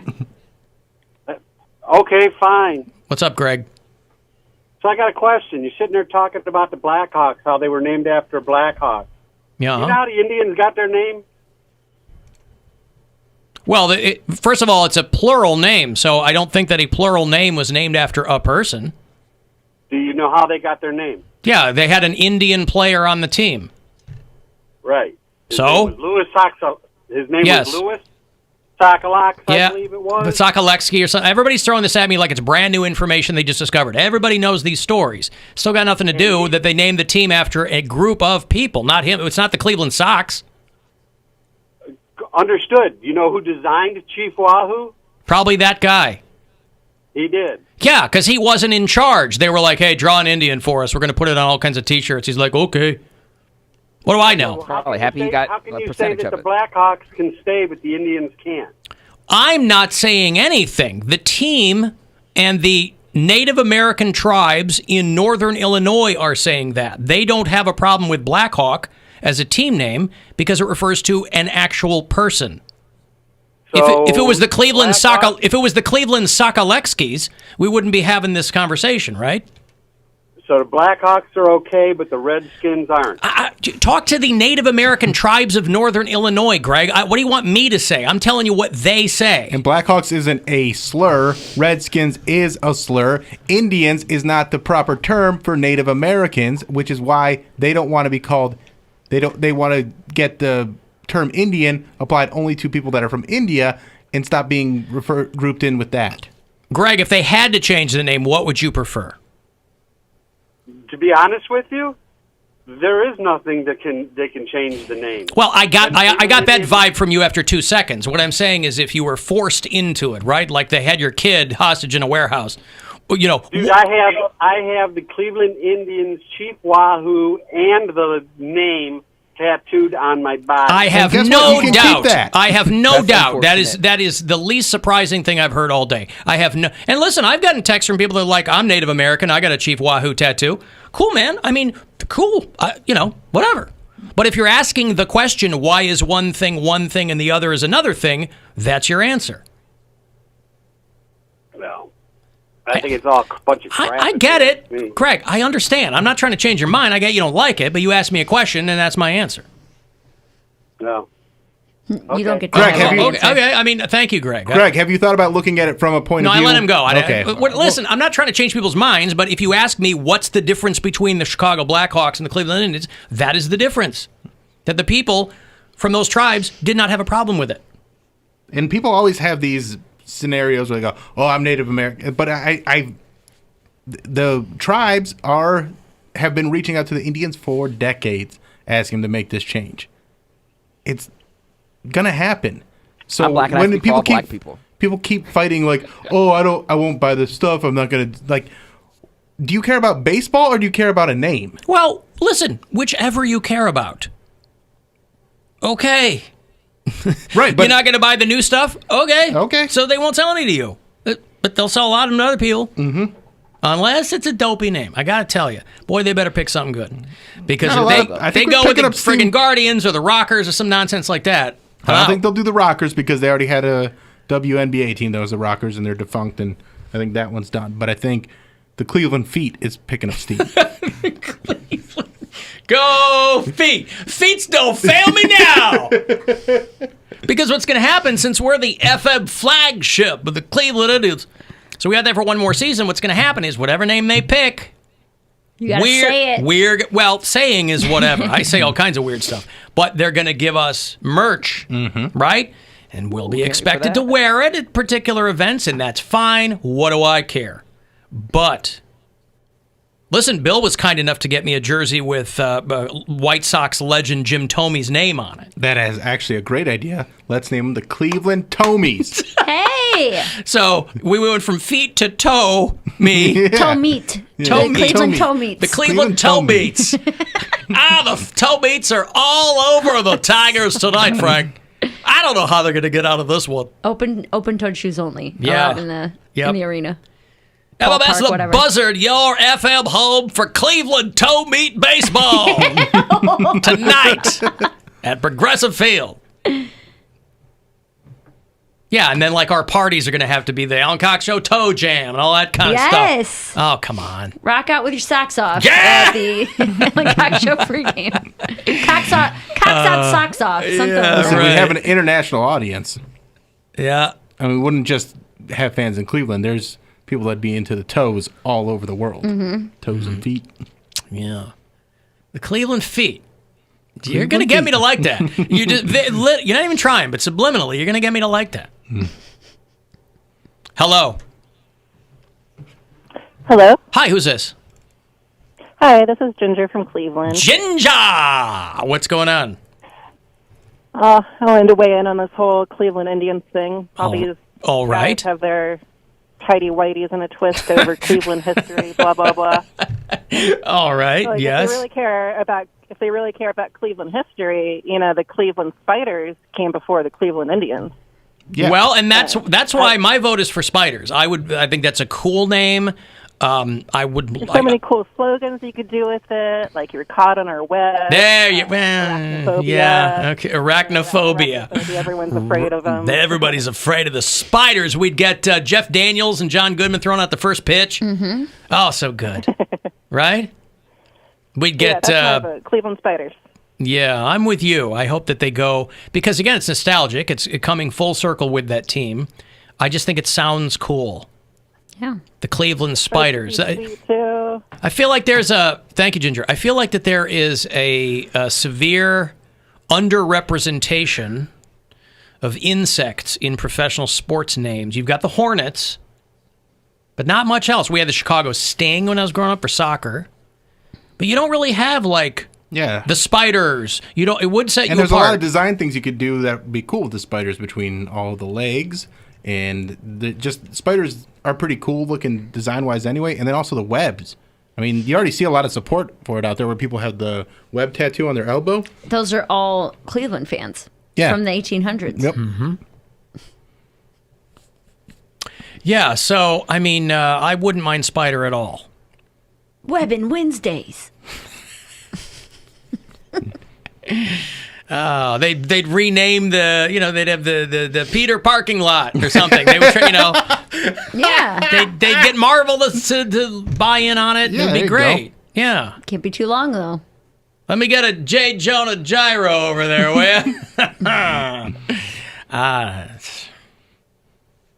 Go ahead. What? I don't have anything. Oh, I thought you did. I don't know enough about comic books to make those puns. Well, you know about spiders, don't you? Aren't you an amateur arachnologist? Yes. Yes. 8 legs, but 4 balls here inside the park.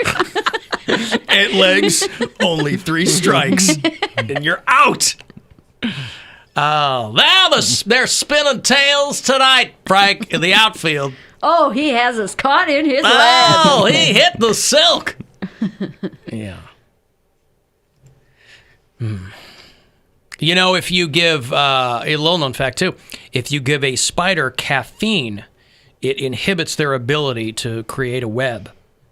Really? How you could translate that to baseball, I have no idea, but I'm just throwing it out there as apropos of nothing, just some stupid fact that somebody might be able to spin into some kind of lore. But again, I don't want to get my hopes up, because as much as I like spiders, they're going to call it something dumb. I don't want to jinx myself.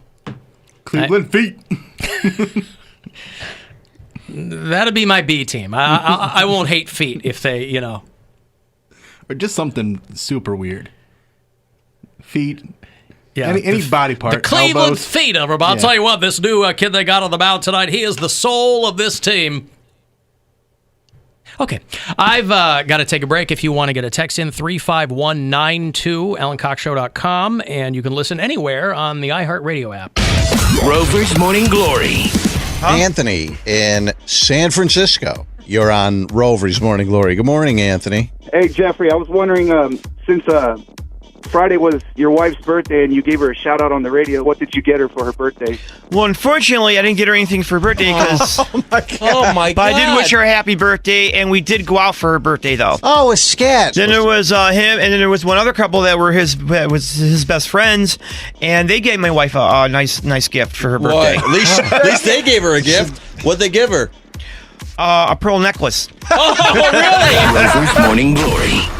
Weekdays on 100.7 WMMS and 24/7 on our free iHeartRadio app. Your afternoon drive is fueled by GanleyAuto.com, Ohio's largest automotive retailer. Browns-Ravens Monday Night Football in a meaningful game. The Browns at the center of the football universe. Browns are going to have to face a Ravens team with a multifaceted offense, and of course, trying to contain Lamar Jackson. Will Chubb and Hunt do their job? And how about the pass rush on both sides? With your Browns update, I'm Greg Brinda. And now a game of Commercial Chicken, brought to you by Progressive, where we see how long Flo can go without talking about insurance. Ready? Go. Hi, guess we should talk about something. How's the, vermicelli game in your town? Got any good Vietnamese restaurants? Vermicelli? Oh, it's a noodle. Very good. Drivers who switch to Progressive could save big. Okay, you win. We can't help but save customers money. Progressive Casualty Insurance Company and Affiliates. Before you drive the all-new Nissan Rogue, you gotta ask yourself, how rogue are you gonna go? We talking be one with nature in the desert rogue? Go snowshoeing in Alaska rogue? Or take the long way home just because kind of rogue? Just a question, but with 5 available drive modes, you're sure to find the answer. Go rogue in the all-new, fiercely reimagined 2021 Nissan Rogue, now with the most standard safety features in its class. See Owner's Manual for important safety information. Auto Pacific segmentation. 2021 Nissan Rogue versus latest in market competitors. Base models compared. Sip into the spirit of the season with the new Sugar Plum Macchiato from Dunkin'. A wonderfully indescribable taste that's perfect for the holidays. Get cheersin' with a Sugar Plum dance in your cup and a frosted snowflake donut too. America runs on Dunkin'. Price and participation may vary. Limited time offer. Celebrate home with gifts from Lowe's. Like Craftsman Mechanics tool sets with a full lifetime warranty starting at just $39.98. And right now, save big on a Ring Spotlight security camera. It was $199 and now's just $159.99. Shop gifts in-store or from home on our app and Lowe's.com with free shipping on thousands of items or pick up curbside for contactless service. Valid through December 31st. Mech tools valid through January 3rd, 2021. U.S. only. The new year starts now at AutoNation Ford. We're skipping the rest of 2020 to get to big New Year savings now. Drive new 2020 Fords with 0% financing for 60 months. You guessed it, now. Hurry to AutoNation Ford in Amherst, Westlake, Wickliffe, and North Canton. And save now. $1,667 a month per every $1,000 financed with approved credit for well-qualified buyers through Ford Motor Credit regardless of down payment. Plus tax, tag, title, license, registration, and government fees. See store for details. Offer expires end of month. Some gifts say, I care about you. Some gifts say, I'm going to wow you. This year, one gift says both. It's the new Oral-B IO, the electric toothbrush with the irresistible design that dentists will find irresistible for another reason. It improves oral health by delivering the wow of a professional clean feel at home every single day. This year, give the gift of wow. The Oral-B IO. Oral-B, brush like a pro. Ready to work for a company with a reputation for employee appreciation? Take your manufacturing career to new heights with Integrity Stainless. Experienced general laborers, forklift operators, crane operators, and slitter operators, Integrity Stainless wants you. They'll be hosting open interviews on Tuesday, December 15th from 9 a.m. to 4 p.m.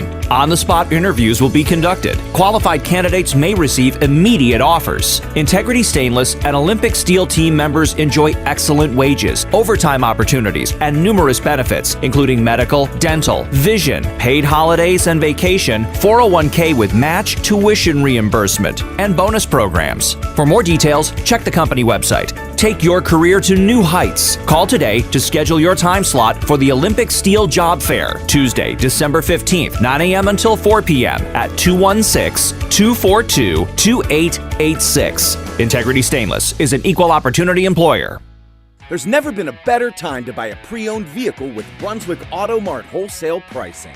From near new to something for that new driver and anywhere in between, Brunswick Auto Mart has the car you want at the price you need. Hundreds of top-rated pre-owned vehicles, all thousands below new car prices.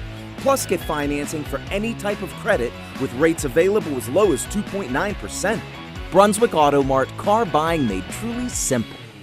This holiday season won't be the same, but can still be safe and special with the one-of-a-kind finds from the Columbus Gift Guide, curated by local tastemakers. From rainbow dress-up dresses complete with fairy wings, to beer soaps inspired by the city's breweries, to memberships and gift sets from Columbus's top attractions, this guide is full of uniquely perfect somethings for all your special someones. And all of it can be bought online and shipped direct. Visit experiencecolumbus.com/gift guide. Do you know why Go Auto Insurance is one of the fastest growing car insurance companies? Go Auto has the lowest rates and you pay less money up front to get your policy started. Call Go Auto Insurance at 216-501-3322. That call could save you hundreds on your car insurance. Call 216-501-3322. Visit a store or shop online at GoAutoInsurance.com to get your fast free quote. Now you know why thousands have already switched to Go Auto Insurance Company. Go Auto. This holiday at T-Mobile, it's not about how far apart we are. It's about how close we can be. So we're bringing out our best deal on the new iPhone 12 with 5G on every plan. Right now, get the iPhone 12 on us on every single plan with eligible iPhone trade-in. Cool. So I can FaceTime with my sister in Savannah. With the iPhone 12 on us, you can experience the power of 5G in more places. And my bestie in Boise and Grandma in Miami. This holiday, the more the merrier. So get together near and far with an iPhone on us for the whole family. And when you switch now, you can save 20% on your plan versus the other guys. It's the best value in wireless. That's right, the iPhone 12 on us on America's largest 5G network. And save 20% per month. It's time to holiday on with T-Mobile. Phone via 30 monthly bill credits plus tax. If you cancel credit, stop and balance on required finance agreement may be due. Contact us for well-qualified buyers. Qualifying consumer plan required. 20% plan savings on 2 lines. See coverage and offer details at T-Mobile.com. Not finished with your holiday shopping?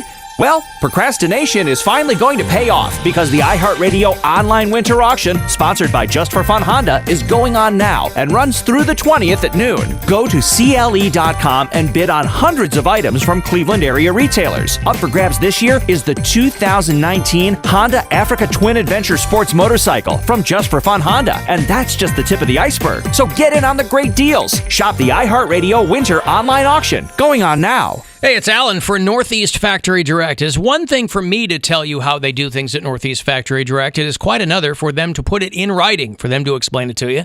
Namely, their 1-year best price guarantee. I have told you for many years now that if you're looking for any variety of things for your home, everything from custom furniture to new kitchen cabinets to pool tables, hot tubs, all of it, that you're going to pay about half of what you would at a big box retail store. It's just how Northeast Factory Direct does what they do. Low overhead, they buy in volume, you can save big, but you're not sacrificing quality at all. And now they've got it codified. They got a 1-year best price guarantee that you can ask them about. If you buy furniture or hot tubs from Northeast Factory Direct and within a year you find it advertised for less, Alex is going to refund the difference. So ask him about the details on that. But you can, whatever you're looking for, you want a big old leather sectional, you want some new kitchen furniture, some bedroom furniture, you'll find name brand stuff you know for way less at Northeast Factory Direct. West 140th in Cleveland. They're on the east side in Euclid. Down in Macedonia, if you want to look around there, or online, northeastfactorydirect.com. Traffic. From the Elk Traffic Center, if you were injured because of medical malpractice, call 1-800-ELK-OHIO. Light and up to speed on the highways. An accident cleared on Baumhart Road north of Route 2, but watch for an accident east 156th at Calcutta Avenue. I'm Olivia Musica in the Traffic Center. This report is sponsored by Dunkin'. This holiday season, get cheersin' at Dunkin' with drinks like the Signature Peppermint Mocha Latte and the Signature Gingerbread Latte and Snowflake Sprinkle Donuts. Or send a virtual cheersin' through the Dunkin' app. Join DD Perks and send an e-gift card. America runs on Dunkin'. Price and participation may vary. Limited time offer. The Buzzard. The home of the Buzzard. This is 100.7 WMMS. Cleveland. The Alan Cox Show reminds you, don't text and drive. Unless that text is, hey, Mom, who was the drummer for Supertramp? That can't wait. 100.7 WMMS.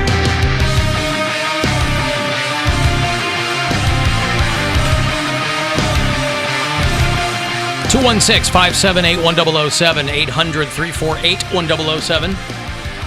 Cavaliers tonight at the Romo Fijo playing the Pacers after a narrow win on Saturday night. 5:30 is your pregame here on MMS, and then 6 o'clock is when your tip-off will happen.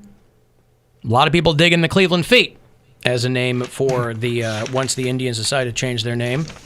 Mike and Parma suggests that the mascot can be Manny Petty. Hey, I like it. There's a lot of different ways you can go. Instead of being a fan, you can say that you have a foot fetish. So many things you can do. If you listen to the show on iHeartRadio and that happens outside the great state of Ohio, tell me where. Bob is listening in Green Valley, Arizona. Wendy is in Covina, California, east of L.A. Todd's in Phoenix. Andy is in Denver. Mike is in Fargo, North Dakota. Thank you, one and all. Who's this? Hi. Hey, Alan. How's it going? What's I up? got 2 things for you. Who's this? First, this is Bob. Bob, We'll okay. Bob I like to address people by name. Hi, Bob. Yeah, thank you. Yeah, so first off, thank you for the YouTube stream update. I feel like I'm in Demolition Man. Well, you can thank Bill Squire for that. I don't know what you're talking about. What is he talking about, Bill? I don't know. What are you talking about, Bob? Well, no longer the ridiculously over-volumed or over-leveled, I guess, EDM music that plays on the commercial break. It actually is just a picture of you in the commercials. Oh, okay. Maybe he's looking at something. Well, you don't like this? What's the matter with this? I like this a I lot. still use the same music. I feel like I'm in the club. You know, in a time we're all stuck in our homes. I never want to underestimate your Cleveland the commercials are coming through. All right, what's up, Bob? Are coming through on the stream. Yep. Well, the other thing is Cleveland Feet. Great name. I love it. But I think you're running into a couple problems there. Good point. Literally. First off, I mean, think about all the backlash that already comes for, like, a local comedian / radio host who just spreads her toes wide on OnlyFans. All the backlash that comes from that. Just imagine what will happen if we try to name the team this. Okay. Doesn't have to be salacious. Right. I mean, sometimes you can't help but make it salacious. I'm learning how to massage the logs. All right. We tap danced that team. I can see it now. Say again, Poundcake. We tap danced that team. We tap danced that team. Wouldn't it be tap danced on that team? He's getting pretty good at the sports lingo here. We tap danced that team. All right. So you think you can tap dance all over our team? Could go really well. I think that's the perfect marketing strategy. Yeah. Tap dancing. Okay, well, you've certainly given us food for thought, Bob. Thank you. Yeah, see ya. All right. Wide World of Sports, you'll recall. What was the big line from that show back in the day, Bill? Oh, the Wide World of Sports? What in the wide world of sports is going on? Remember what they used to say, Howard Cosell? The thrill of victory and the agony of what? The feet. Defeat. The agony of the feet. There you go. I forgot. I was a little too young for the Wide World of Sports. All right. It was a little narrower by the time you got to it, probably. Yeah, it was very wide when I was a kid. By the time it got to me, it's just kind of like... Hello, who's this? Sports. Yeah, this is Shane from Plymouth. Shane, how are you? Yeah, I'm good. Okay. I got a solution to this whole Indians thing. We can keep the Indians' name, and we can even bring back Chief Wahoo. All we got to do is take the feather out of Chief Wahoo's cap, put a dot on his forehead, and call him Gandhi Wahoo. And I'm probably going to hell for saying that. Not if Gandhi was right. I was going to say, there's no hell for you to go to. I would be very, very lucky if he were Gandhi. But why keep Wahoo? You've taken away any notation of... you take away the feather. Right. I like the picture. Less Wahoo, more Apu. Okay. Well, I feel like we're getting too far away from the feet. Yeah. Well... I like people that are at least calling up with a solution rather than just keep things the same. At least he's thinking outside the box. Yeah, I mean, there's no pizzazz to keep it the same. Right. Alan, why don't they just change it to Cleveland, not the Indians? Now that I like. Cleveland. Just add a couple words. Boom. You got it. Cleveland, not the Indians. Tonight, not the Indians are playing the White Sox.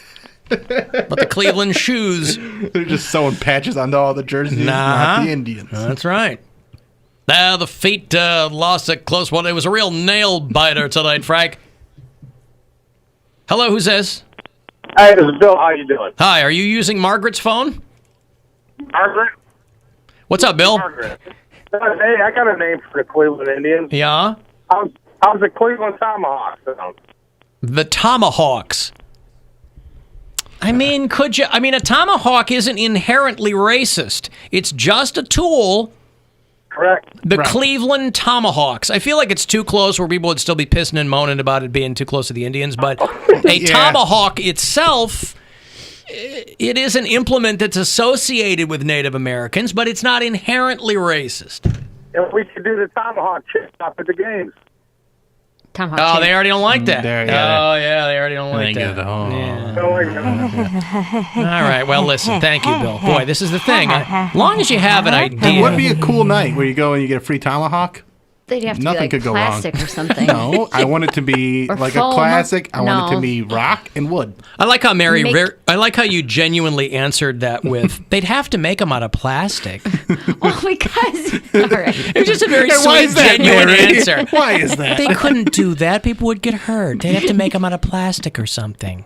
No, I want Tomahawk Night and 10-cent beer night to be the same night. Same night. Make your own tomahawk night. Yes, exactly. You get twine and a stone that you grind down. You got in here alive. Let's see if you can get out the same way. Yeah, you like the Indians so much. Let's see if you like fighting like an Indian. There you go. And by that I mean native. What about the Cleveland Whiskies? Man. Galaga, galaga, galaga. He's running around that bases. Home run. Uh-huh. A slugga, a A slugga. slugga. Right. Alan, screw the Indians. Let's talk about how great Bill's girlfriend's ass looks on Instagram. Is your girlfriend's ass back on Instagram? I thought you said she got a new hairdo. She did. But she has also. I got this new whiskey barrel bar, so I bought a bunch of whiskey. And we were dancing and listening to music and having a good time last night. And yeah, her butt made an appearance. Mary, your thoughts? Good butt. It's a good butt. All The right. Cleveland Bill's girlfriend's butts. Cleveland, not the Indians, are taking the field tonight. Alan, why don't we just relocate them to India and keep the name? I mean, listen. But is it not going to be the Cleveland Indians anymore? It's going to be like New The Delhi. Delhi Indians. Delhi. And then Matthew Dellavedova would get mad. Uh-huh. And then all the sandwich shops would get mad. Or if you do some cross promotions, I think they would be just fine with it. What about the Cleveland Sperms? I know that. I don't think that's the proper plural. I think it's probably just Impregnating you with joy. the Sperms. I don't know. Alan Cox Show After Hours line, by the way. You can always, speaking of which, you can always leave us a message there. It's 216-986-8903. Hey guys, it's Albert. Hope you guys enjoyed your weekend listening to Poundcake possibly recording the first time he's going to be with a woman. I'm begging you, please do this. I am willing to pay up to tens of dollars to see this. It's been a long time since I've seen a really good comedy. I imagine him having sex with a woman for the first time would be like trying to win the Kentucky Derby on a baby horse that was just born. So I'm begging you, please. All right, guys.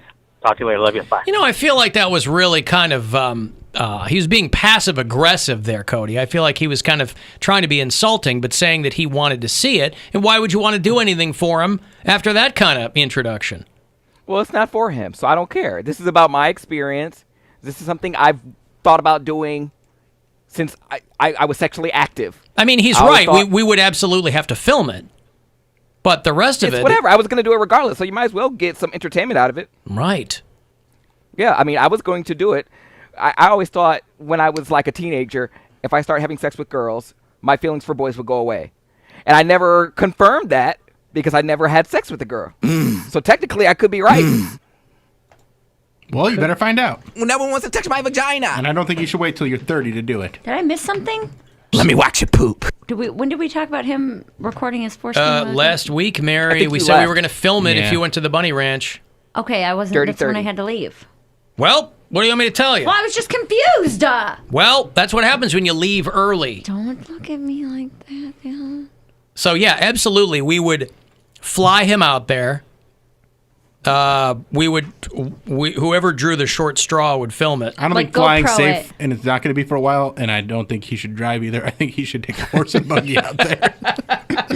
A horse and buggy. Why do we have to go to Vegas then? He's I'm sure they have to- he's finally pulling into town a week later. He brings news from the east. Isn't escorting legal in Windsor? Can't go or to like Canada. Toronto? You can't go to Canada. No, I don't think it's legal. No. 2 years from now.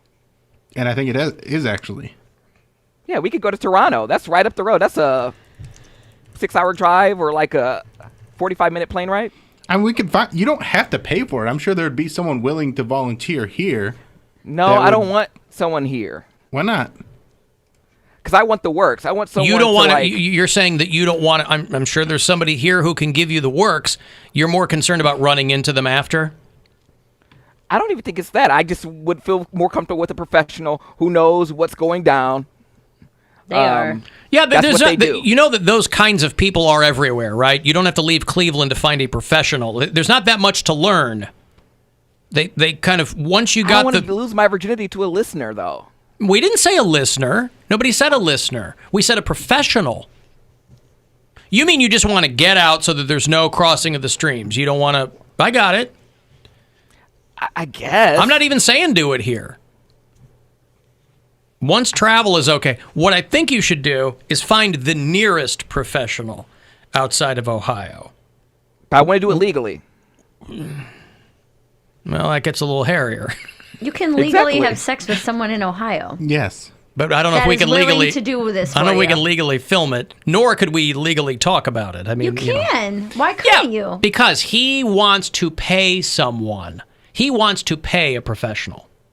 But if you take the money out of it and the professional's like, yes, I will do this for you. Right. Yeah, if you take You're the gonna money have sex out of with it, a it's gay it's not guy an for issue. free? What I I'm don't saying know. is Take my virginity for free? No, nobody's doing that pro bono.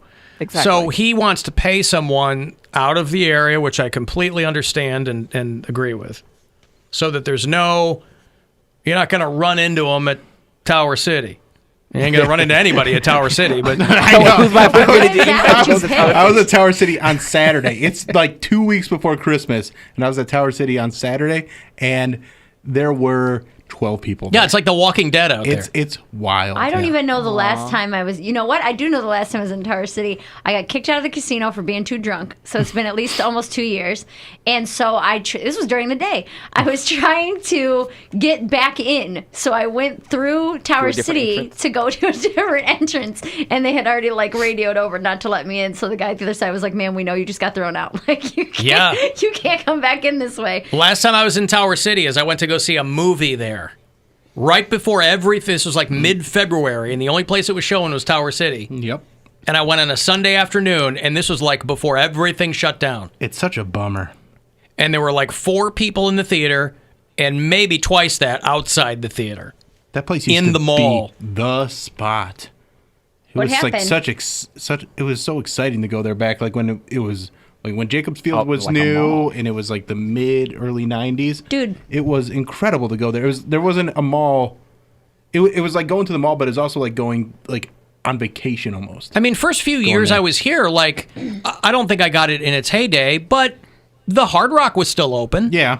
And we would do appearances there, and that was fun enough. Yeah. No, but in like it was just the best mall in the area for a long time. I mean, I remember going when there were people there. Again, I don't know if it was the heyday. There seemed to be a lot more kiosks than stores. But, I mean, I remember going a couple of times where there were a lot of people there. I used to work inside the Galleria. You want to talk about like a Zombieland Yeah. mall? Oh, yeah. I didn't know that it used to be a mall until What's the Galleria? It's downtown on On Euclid, I on think. 13th and Superior. Oh, okay. And East 9th and whatever. Now it's like a winking lizard and a YMCA. Right. Well, that's all that I've ever known it. And people, like, there were really old people who'd come in that would be like, I remember when this, and then Tower City opened and took all the business. And so, but I've then, only been to the Galleria for like a wedding reception. yeah, they do that kind Yeah. of stuff there too. But people would come in from out of town and be staying at the hotels around there, and they'd come in for lunch and be like, "Is this place a mall?" And we'd be like, "It used to be." Like there was nothing. There was like a God's little Cleveland X mall. right. Yeah. I was like, "There's another one downtown, but if you have a car, just drive 15 minutes to Strongsville." Like that's We're North Olmsted. North Olmsted's a good one. I just miss Tower City when the fountain was going, and The fountain. it was cool. It was a cool mall. It was awesome, and like now I'll go there probably once a month or so to pick up shoes, and it's just always nobody there. Well, and people are pointing out, too, that prior to COVID, you know, Dan Gilbert had there were all these, like, artist rendering of Tower City's going to be a tech incubator and all this. And, of course, that went through the basement floor, but whatever. Hello, who's this? Hey, Alan Carter here. Hey, what's going on?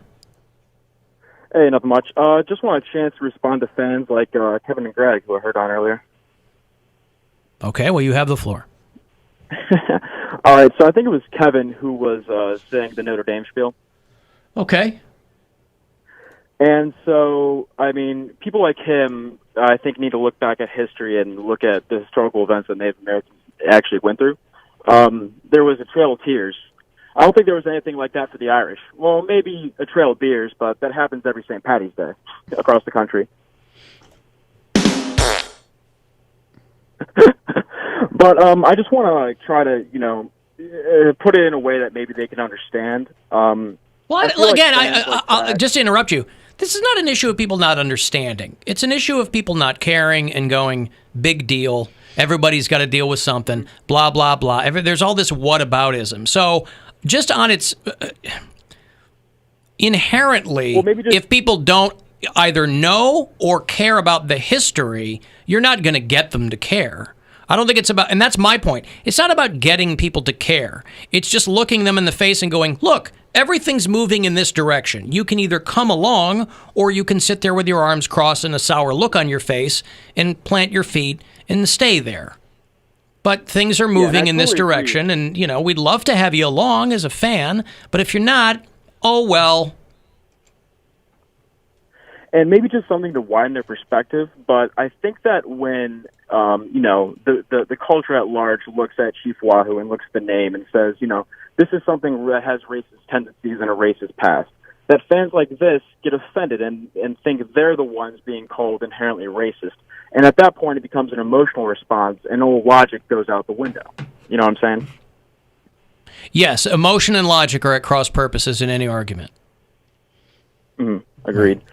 And so I think it's just fair to bring these people along, or to try to. I mean, and this is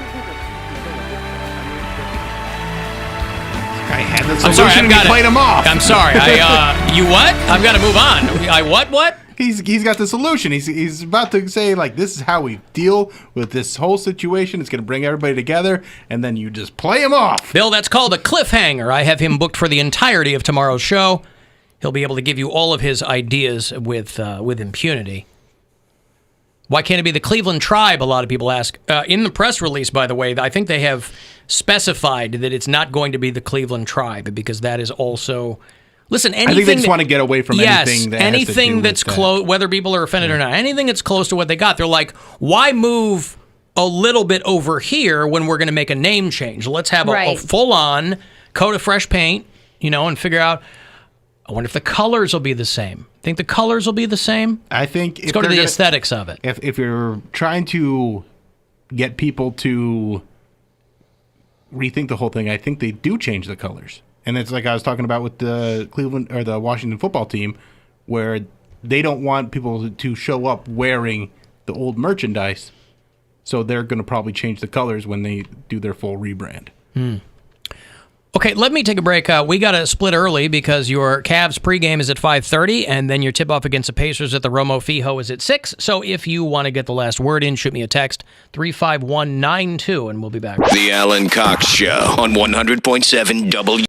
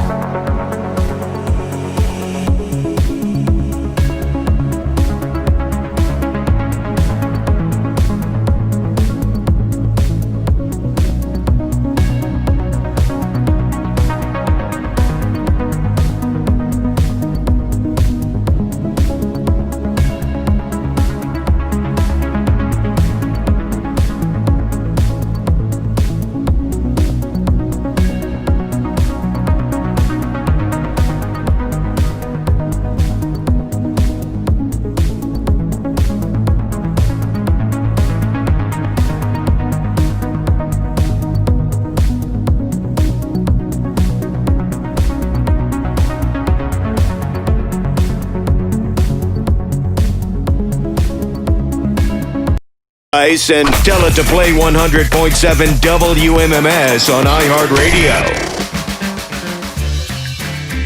All right, we got to roll. Cavs pregame here in minutes at 5:30. The Romo Fijo preseason action. We got coming up, William. This Sunday, I'm doing the Crowdwork Show, Jokes on You, with my buddy John Bruton. It's at Hilarities. It starts at 7 p.m. You can get tickets at hilarities.com, and it is the funnest show that I do on Sundays at Hilarities. No, it's a great show. It's awesome. It's all just like on spur of the moment. It's fun. And then check out the new episode of the Bill Squire Show. That's on iHeartRadio and also Spotify and Apple Podcast and YouTube. And the comments are fun today because I made a bunch of people mad about the Cleveland baseball team changing their name, and so they came in and attacked me, and so I was having fun with those guys. Oh, good. All right. Yeah, and then at Bill Squire on Instagram and Twitter. Mary Lynn? Just at Mary Santora Comedy on Instagram, Mary_Santora on Twitter. Poundcake? Radio Code UV on Twitter and Instagram, and a new Poundcake podcast and Poundcake article this week. All right. Thank you guys very much for hanging out today. Alan Cox Show is where you'll find me out there in the ether. This show available on demand anytime. Look for the Alan Cox Show channel on the iHeartRadio app. If you prefer to watch it, you certainly can. Our YouTube channel is The Alan Cox Show. And that is it. Only 2 live shows remaining tomorrow and Wednesday for 2020. Cavs game is next. 5:30 is your pregame coverage, and then 6 o'clock tip-off against the Pacers downtown at the Romo Fijo. Browns later on tonight, too, so go both teams. And we'll talk to you again tomorrow right around 2 o'clock. Full show tomorrow. Thanks for hanging out. If you need to leave us a message before now and then, Alan Cox Show After Hours line, by the way, is always available to you. It's 216-986-8903.